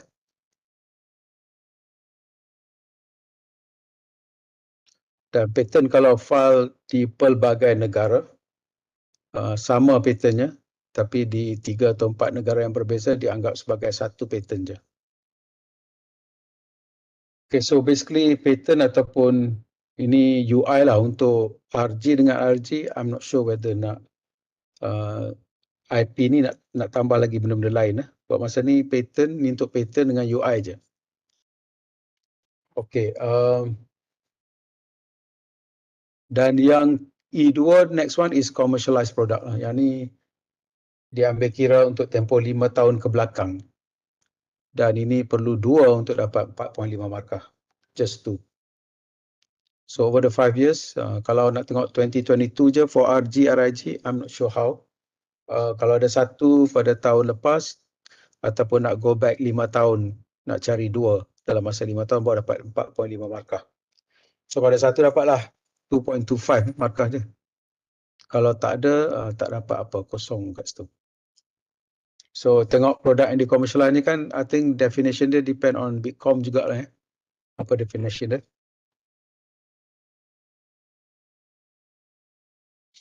Dia contohnya macam dia kata mesti ada evidence, ada income pada tahun yang dikomersialkan tu ada sedikit income. Dan income tu dinyatakan dalam akaun bendahari. Income from the patent ataupun the commercialized product.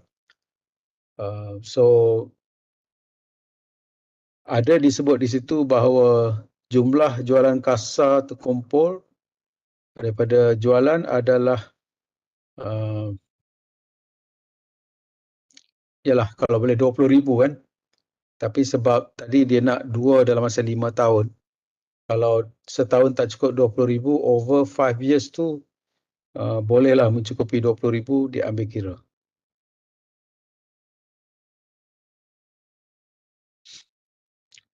So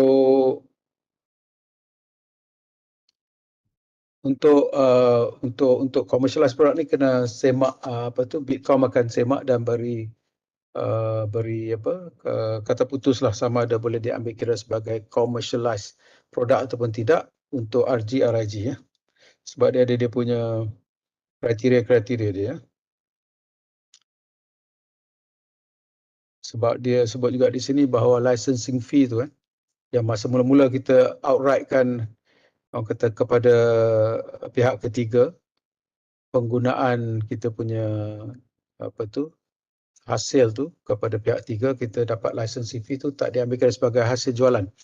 Kalau dijualan must be from sale, and that sale value akan dimaklumkan oleh pihak ketiga ni lah. dia dah ambil kita punya produk, license dah, income from licensing fee, kemudian dia jual produk tu, jadi kita kena dapat maklumat daripada dia hasil penjualan tu untuk mencecah 20,000 dan baru kita boleh ambil kira sebagai hasil yang dikomersialkan untuk section ini. And there has to be perjanjian pelesenan kalau ada licensing agreement yang telah pun dimatikan stamp.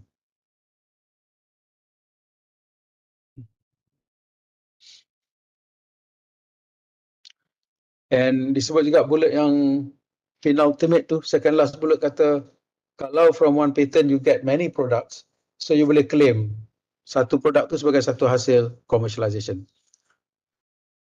Kata daripada satu jenis processing tu, you can produce 2 products.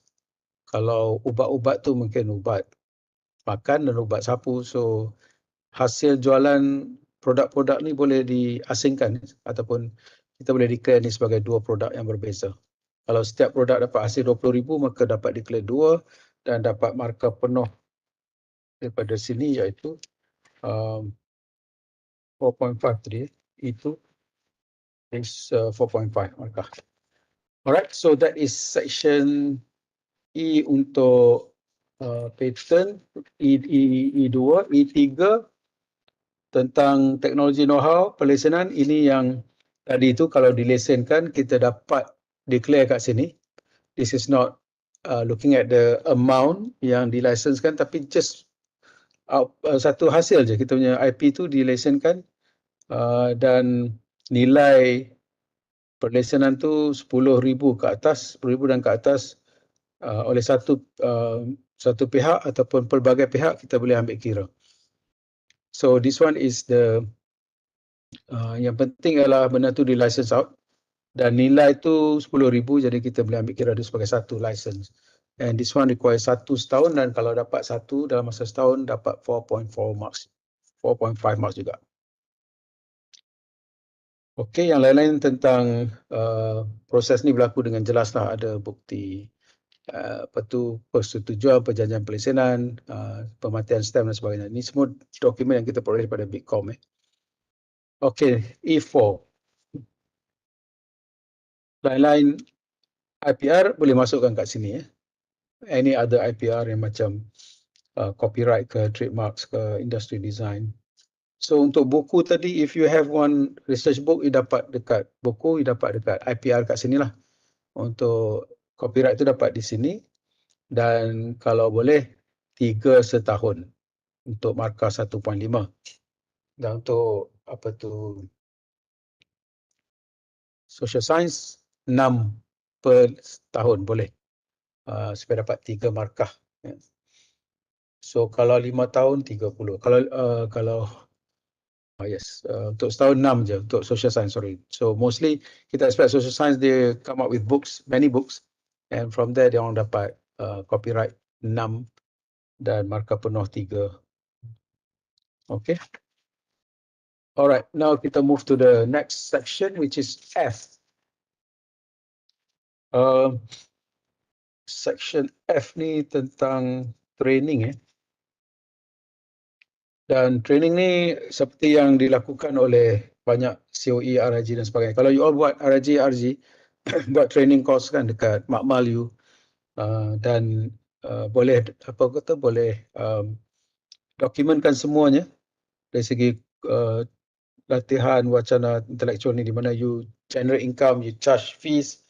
Tolong sediakan documentation yang penuh, dan kalau bolehlah setiap ahli tu kena generate 50,000 setahun kalau boleh. Sebab tu rasa kalau letak ramai sangat ahli susah. So lebih baik macam 50,000 satu staff. So you can have 4 or 5 courses at your center, but this is very tall order lah, 50,000 untuk satu staff. Because normally kita organize workshop ke, kita organize training programs. Mungkin boleh dapat paling banyak 10,000 setahun untuk satu RG, RIG. So maybe Renew nak tengok juga kesesuaian amount ini yang banyak ni. So maknanya kita expect RIG, RG untuk dapatkan 250,000 seorang, satu entiti ya, agak besar. Tapi kalau boleh ya tak apa, boleh cuba ya. So this one must be research intensive or research based. Kalau teaching tak ambil kira. Okay, so yang ni akan dilihat dari segi dia punya relevance lah. Sebab kadang-kadang berkait ya, dia buat teaching sebenarnya untuk mengajar subjek itu tapi bukan untuk menyelidik. Jadi kalau dia claim based on teaching tu tak diambil kira, biasanya akan ditolak. Okey, untuk perkhidmatan pengkomersialisation of ilmu ni, ini pendapatan daripada khidmat-khidmat profesional yang diberi, iaitu dari segi testing lah banyak ya. Testing, analysis, screening dan sebagainya. Whatever expertise yang ada kat situ, kalau you buat secara berkala, bukan based on intensification of research, is more routine lah, routine testing, benda yang berulang-ulang. So boleh, kalau dapat 50,000 per staff, boleh dapat 2 markah kat sini. Not easy, again. Yeah. And also pengkomersialisation of the books, buku yang telah dijual semua tu boleh dikumpulkan income berapa dan diletakkan di section ini. So again, F1 tadi more specialized, research intensive activities like workshops, mostly workshops lah, hands-on. Dan yang kedua tu ialah more like routine, whatever that you doing secara biasa. Kadang-kadang you tak buat sangat pun, you cuma sign the final certificate kan. Yang buat kerja tu ialah lab staff. So this is under routine.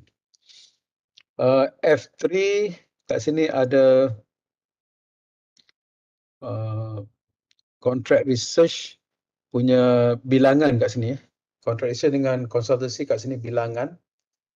Berapa yang perlu dilakukan, 1,5 untuk setiap staff. Kalau ada 1,5 contract research atau consultancy. So dalam 5 orang kena ada lebih kurang dalam 7 atau 8 projek lah. Setahun 7 atau 8 projek consultancy dan contract research. Yang ni yang didaftarkan dengan UTV dan juga dengan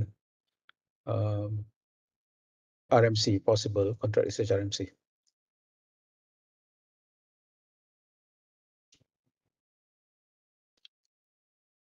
So kat sini kalau kita lihat contract research and consultancy ni kita rasa okey kan, jelas kan.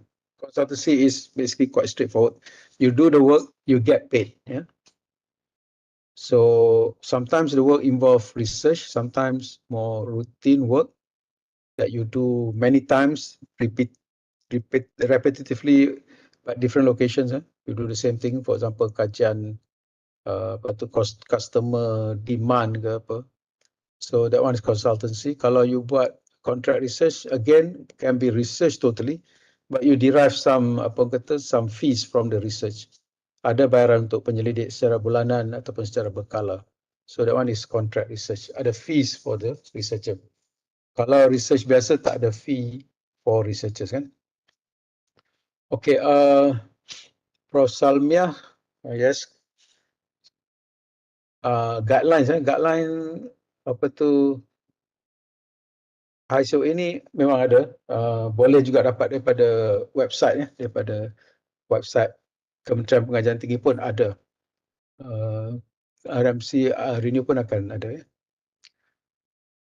Latihan penulisan atau research method boleh kalau buat dalam bidang your research area, and peserta membayar kan, membayar yuran untuk hadir, boleh. That is under research. Okay. Then this F3 is on the amount of your research, contract research ataupun perundingan. And dia punya amount is 200,000 per staff. So that's quite a lot again. Dan kalau dapat banyak tu dapat 1.5. So contract research put it here lah, senang amount kat sini. Tempat-tempat lain tu buat research yang tidak berbayar. Okay. So amount tu yang dapat pada tahun itu dan bukan kumulatif. So whatever that masuk pada tahun tu dalam akaun bendahari, itu yang dia ambil kira sebagai you punya total amount of received fund. Next slide please, ada sikit lagi on F3 ini. So kena ada evidence of the consultancy or the project ya.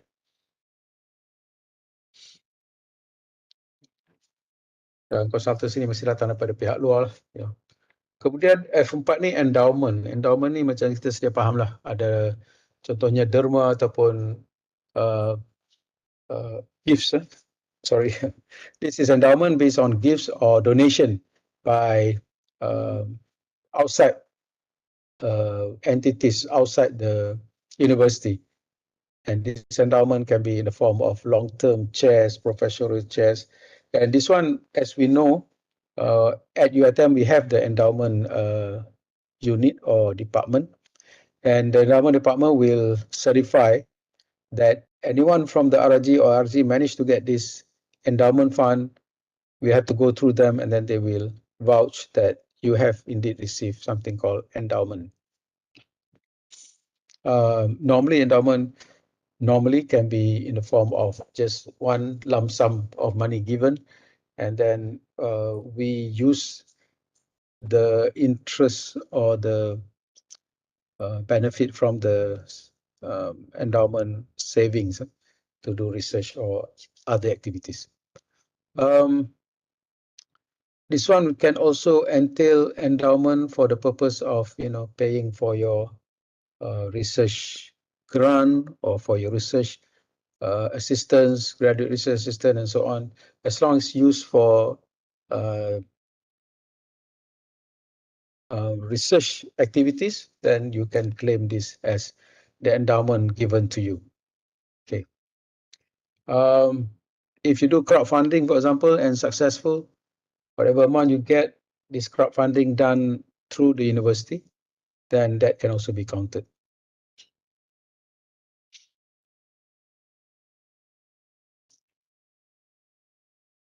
Okay, endowment, again, something that RIG and RG can think about moving forward into the future. Yeah? Next is F5. This is, that endowment is quite specific, specified as endowment as per defined by our endowment department, university. But this is other forms of gifts, which each one valued at more than 3,000 ringgit.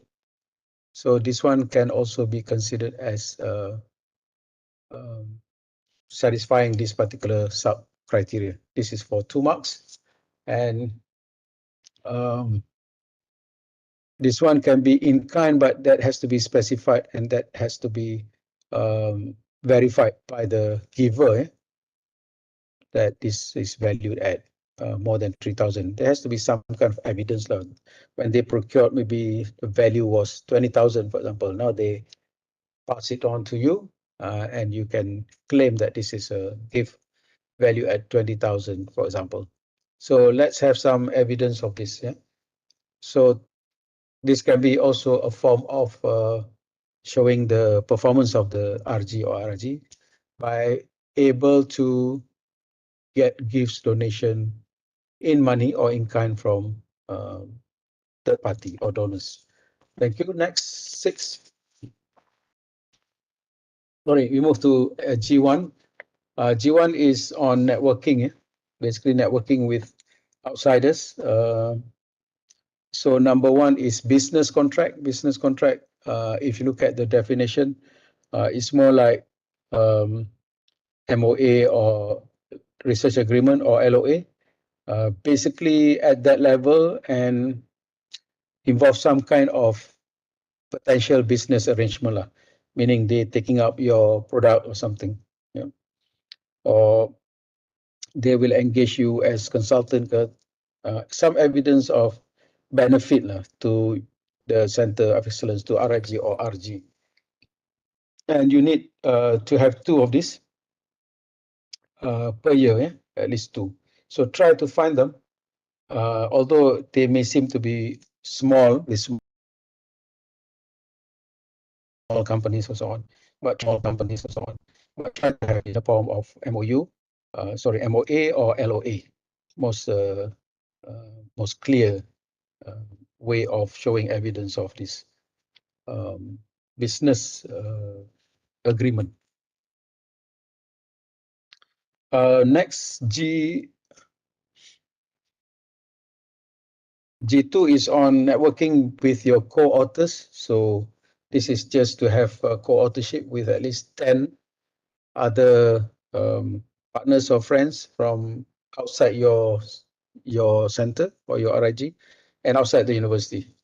So it can be from the industry, from the academic, from other universities, local or international. At least 10 of your activities in terms of research publication comes through joint authorship. So you get, if you have 10 per year for your RIG, then you can get 1.2 marks.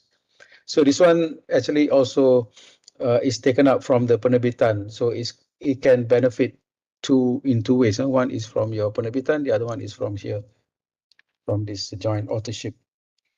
Next is JV, joint venture. So this one is any other activities that can, but must be related to research that can be seen to be beneficial both ways. For example, you have the industry coming to your lab to do work, or you going out to their lab. So this is more like activities to show good joint venture with outsiders. So if you have one activity in those 5 years, that's good enough. Your partner may also come in, maybe buy you an equipment or build a small corner for them to work on. This is considered as a acceptable joint venture, and you need just one in the last 5 years or within in the period of 5 years. G1D, next one. This one again, if you work with partners, if you have staff exchange, be good. If possible, 2 people. And for the sangkutan or for the attachment, should be 5 days. And they say 5 days cumulative. So that person may go there like one day a week over 5 weeks, considered to be having fulfilled this requirement. So try to move your stuff around to your partners, for example. And then shared facilities, again, if you have the JV with companies, try to have them working with you or some of the equipment given or loaned to you, or you make use of their equipment at their place. So there has to be some kind of shown of shared facilities. You can invite the industry, like I said, to put up something in your lab, to buy you something for long-term relationship and so on. And all this must be recorded in the logbook, so that there is evidence of these shared facilities. Some companies also they come in, they build certain infrastructure like a room for doing analysis or something. So that is considered as shared facilities. New facilities for that year, because that shared facilities maybe established some time ago and now still active. But for during the 5 years previous, if you have one new facilities being built, that also can give you 2.4 marks. Okay. H now, which is the last section. H is unique in the sense that there are several things that you can do here, but not all are required for you to achieve 3 points. I think maximum here is just 3 points. And to get 3 points, number one is that for your RIG, the university supports you about 400,000 a year, which is not possible, of course. So maybe Renew wants to look at the amount. What is the the more reasonable amount that the university will give to RIG, RG per year. Or to become high COE, the university must be seen to be given to them over 5 years 2 million. So 400,000 a year over 5 years is 2 million. So for that they get 1 mark. And then for H2, you can score either by having a quality management system, put in your RG or RG, which normally is not RG, which normally is not RG, which normally is not faculty level. Or, for example, your lab to have been able to get ISO or something, then you get 2 marks. Yeah? Or if you cannot do that, you have some equipment in your lab. Some equipment in your lab, like 2 or 3 equipment being continuously calibrated, that is also possible. Evidence of calibration of your equipment happens and recorded, so you can see that, so you get 2 marks also. So this equipment you must declare before, when you come in for RIG or RG, you already declared that you want these 3 or 4 equipment to be calibrated depending on how often it needs to be calibrated, every year, every 2 years or so on. Secondly, you have a system, QMS in your lab. Third, if you cannot do that, or cannot do calibration, there is something called kepuasan pelanggan, but this one is more related to services and social science. For SNT, we don't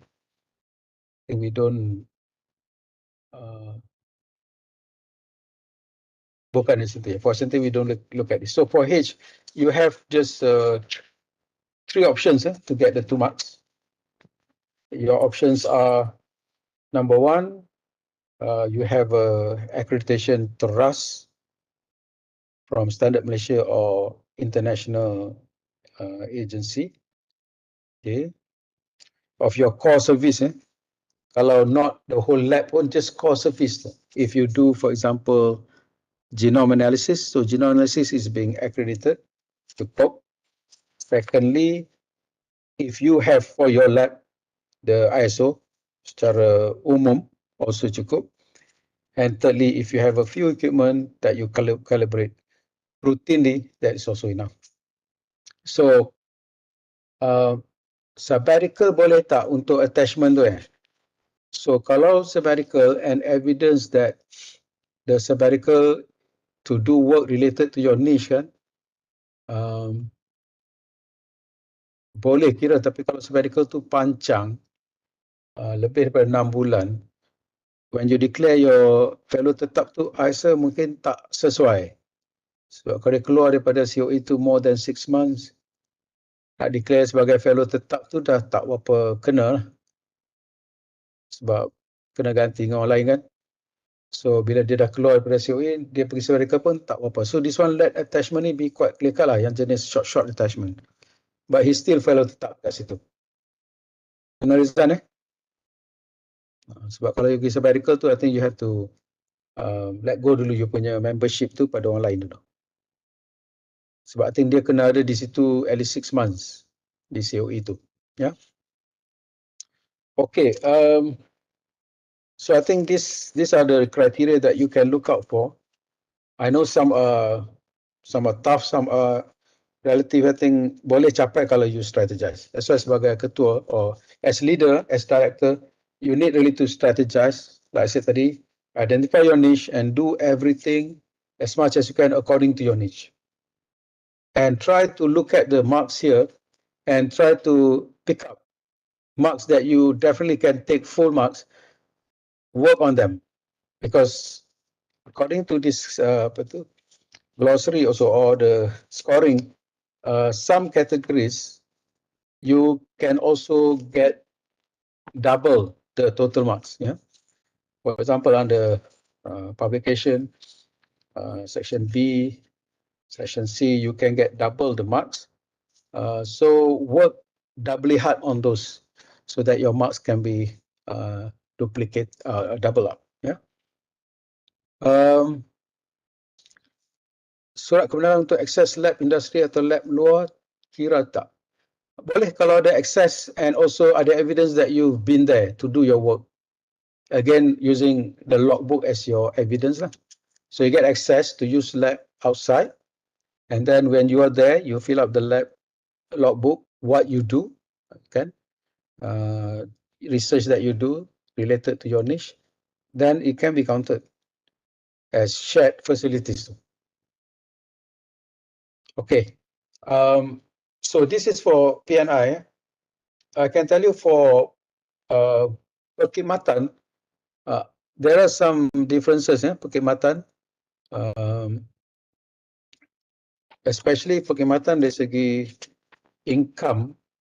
And perkhidmatan ada section from A to section G, H tak ada research, except that perkhidmatan ni fokus more on income generation. Trust perkhidmatan ni. Okay, boleh kita cepatkan sikit-sikit je.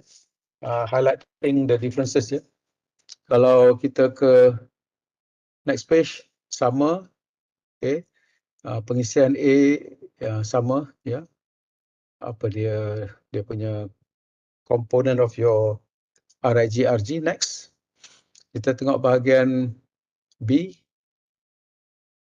Okey, bahagian B pun kalau kita bandingkan tadi dengan research, dia punya amount tu berbeza lah. Bahagian B, pendapatan kasar tu banyak. Instead of B1, kalau research tu, research lah, research grant. Bilangan research and so on. But this one is on training related to your area. Macam Mitrans, dia ada banyak buat training, dia jelas trust perkhidmatan. Jadi nak dapatkan kalau boleh setahun 150,000 per staff. Second, kalau dia declare 5 staff, dia kena dapat 750,000. Total accumulated income training dengan markah 11.2.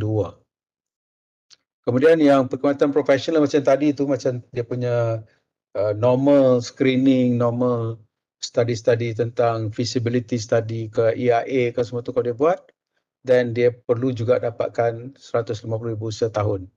So si perkhidmatan ni banyak fokus kepada income generation through the services and training that you provide. Next slide please.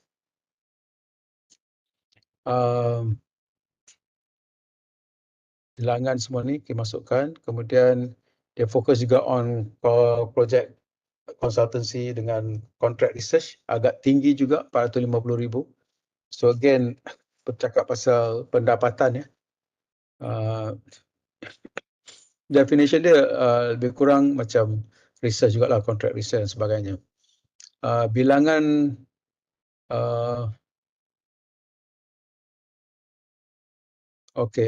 untuk unique clients ni, bilangan klien pun sebenarnya kena dipelbagaikan lah. Tak boleh mengharapkan klien yang sama.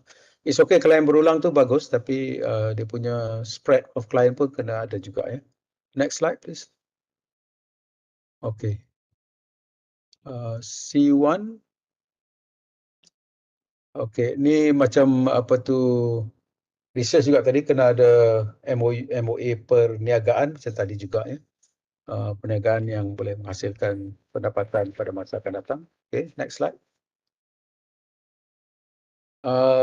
JV macam tadi juga, research perlu 10 setahun. JV joint authorship, JA joint authorship mesti 10.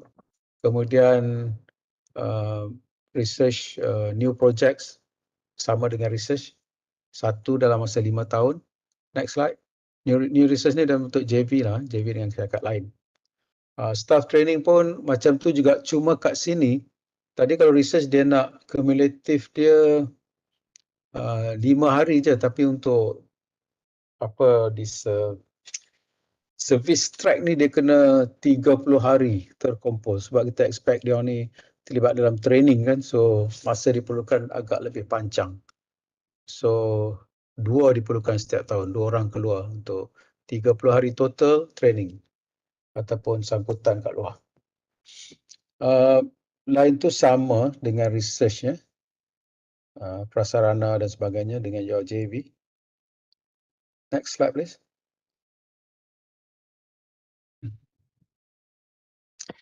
Untuk track service ni ada juga keperluan research lah, tapi taklah tinggi macam research track.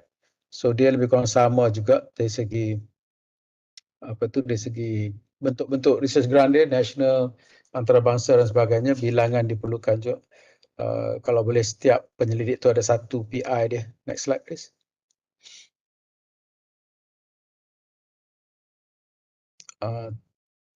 Teruskan di kelulusan-kelulusan ni sama macam research tadi, research track tadi. Next. Kemas dia. Sama juga cohort, dia punya penerbitan. Citation dia kurang daripada research tadi lah. Dia cuma 150 per year per staff. Dan cuma Q1 Q2 tu masih 70% ya. Next slide please. Okey, jumlah penerbitan lebih kurang lah macam research tadi, tapi dia of lesser intense lah. Next slide. Buku bab next. Sampai ke other articles next. Ya, semua ada tapi taklah sebanyak research ya. Okey, perbelanjaan grant just important, good to know. Postdoc ni boleh juga lantik seorang. Okay, next. Itu dari segi human capital or postgraduate semua tu dan postdoc. Next slide. Postdoc dan untuk pengiktirafan ni dari segi badan akademik, kalau dapat jadi chairman dan sebagainya bolehlah declare kat sini kan. Kepakaran tu selalunya diambil di peringkat-peringkat yang decision making je lah, majlis eksekutif ya biasanya. 2 orang okey lah untuk from that center. Antarabangsa pun 2 orang kau dapat 3 markah. Next slide please. E1C kepuasan pelanggan. Ini je lah yang penting untuk teras perkhidmatan, iaitu perlu melakukan you have to do this, you have to do evaluation of customer satisfaction several times lah, basically to get an idea of how you have performed. So for all your clients, if possible, do this survey on customer satisfaction using the Likert scale. This is the proposed, use the 1 to 5 scale, from very dissatisfied to very satisfied. And you should have 80% of your results, 80% satisfied, at least satisfied. Yeah. So if you do that, then you get 1. And you also need to, if possible, to encourage your customers to come back to you. At least 10% of them will be repeat customers. Okay, next slide. And untuk program-program knowledge transfer, just one knowledge transfer program you can do. As you know, been happening a lot under ICANN, for example. And also corporate social responsibility should be done here and recorded, and this can be assisted by ICANN, one CSR program. So that is E. F is on networking. F, next slide please.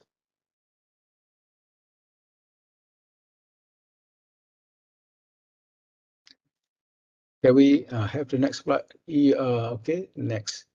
Okay, sorry, this is under human capital, latihan and physical. So human capital,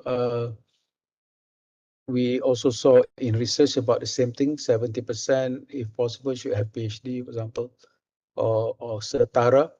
And then training is actually the amount that you generate last year, the previous year. Let's say revenue you previous year 1 million. So you put aside 100,000 for this year for training of your staff. So that is considered as you get 3.5 marks. If you put 10% of your revenue last year into training this year, you get 10%. And then physical prasarana, this is like research. I mean, the university should help you by giving you about 400,000 a year, over 5 years, about 2 million over 5 years. So this is from the university or relevant parties.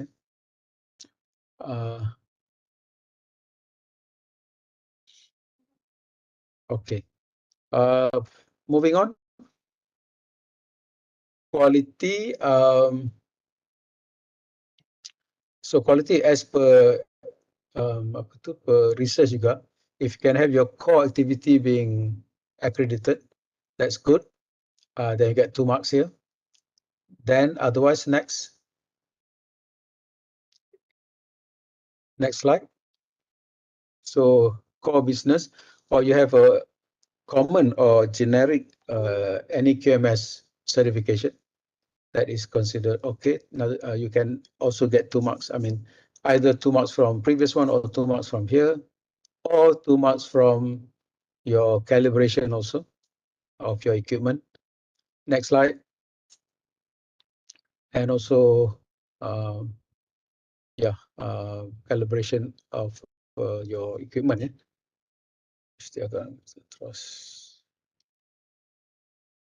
If you have declared that you need some equipment for your core business and you have all the equipment, then you can declare it's 100%. Right, you get 2 marks. Okay. Next, perkhidmatan, do you have? G next.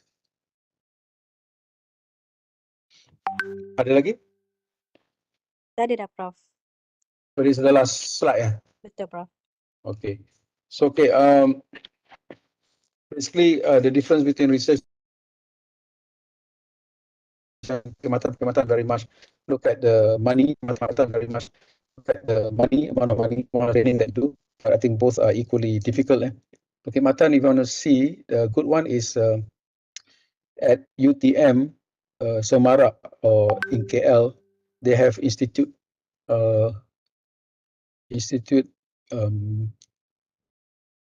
is a vibration institute.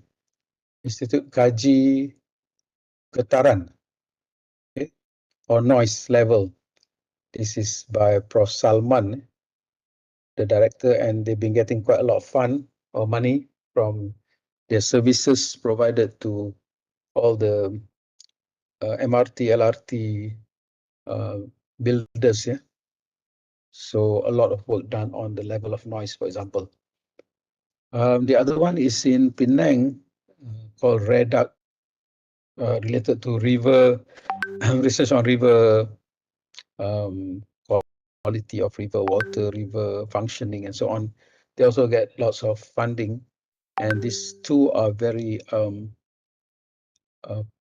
highly performing service trust, high COE. Kalau nak tengok contoh-contoh dia lah di USM, REDUC. The rest are all P&I. If you want to see some, or can invite some of the head to talk to you. But most importantly, I think try Institute of Noise and Vibration. This is in UTM. So if you need more help, please get some of the members from the high COE to talk to you. But most importantly, the pengarah or head today, please already plan for your future, what you want to become, and you know how you can become as a high COE with assistance from Renew, I'm sure. And from some of us who are assessors now at Renew, for example, Prof. Norita, Wati, Dr. Aman, and Dr. Ahmad Sabirin. I think we are all there. We can assist you in formulating your future as a RG or RG. All right. Okay, I think that's about it. We're almost 12:45 now. Thank you so much to all for attending. Thank you, Renew. And if you have anything else, you can still ask question now, or you can email me later at abubakar.uitm.edu.my or to Renew, Prof. Rosie and the team. All right, thank you so much. Assalamualaikum warahmatullahi wabarakatuh. Okey, terima kasih banyak-banyak Prof. Waalaikumsalam warahmatullahi wabarakatuh. So, setinggi-tinggi penghargaan dan terima kasih diucapkan kepada Yang Berbahagia Profesor Dato Dr. Abu Bakar bin Abdul Majid atas ceramah sebentar tadi dan juga perkongsian dan juga sharing tentang penilaian yang sangat bermakna untuk kita semua. So, majlis akan diteruskan lagi dengan mempersilakan penceramah kita berserta dengan para jemputan semua untuk sesi penggambaran sebentar. Mohon onkan kamera untuk sesi bergambar. bersama dengan Prof.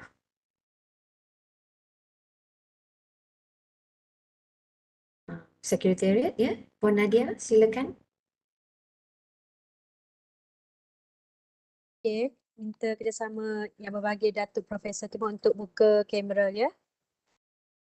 Okey, saya kira 1, 2, 3. Okey, stay sebab dia ada banyak page.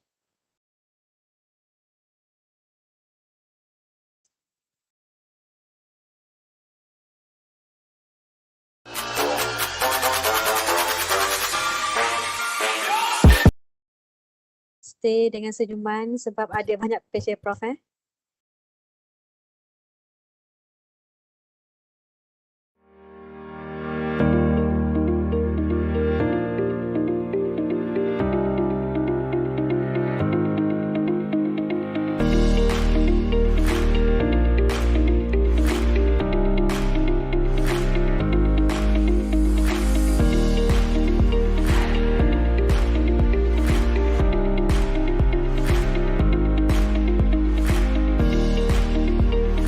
Okey, terima kasih.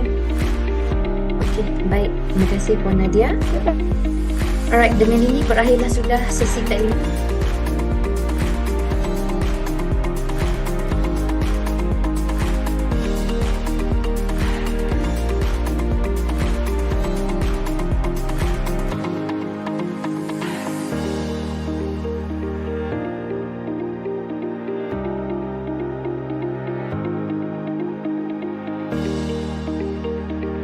We are all there. We can assist you in formulating your future as a RG or RIG.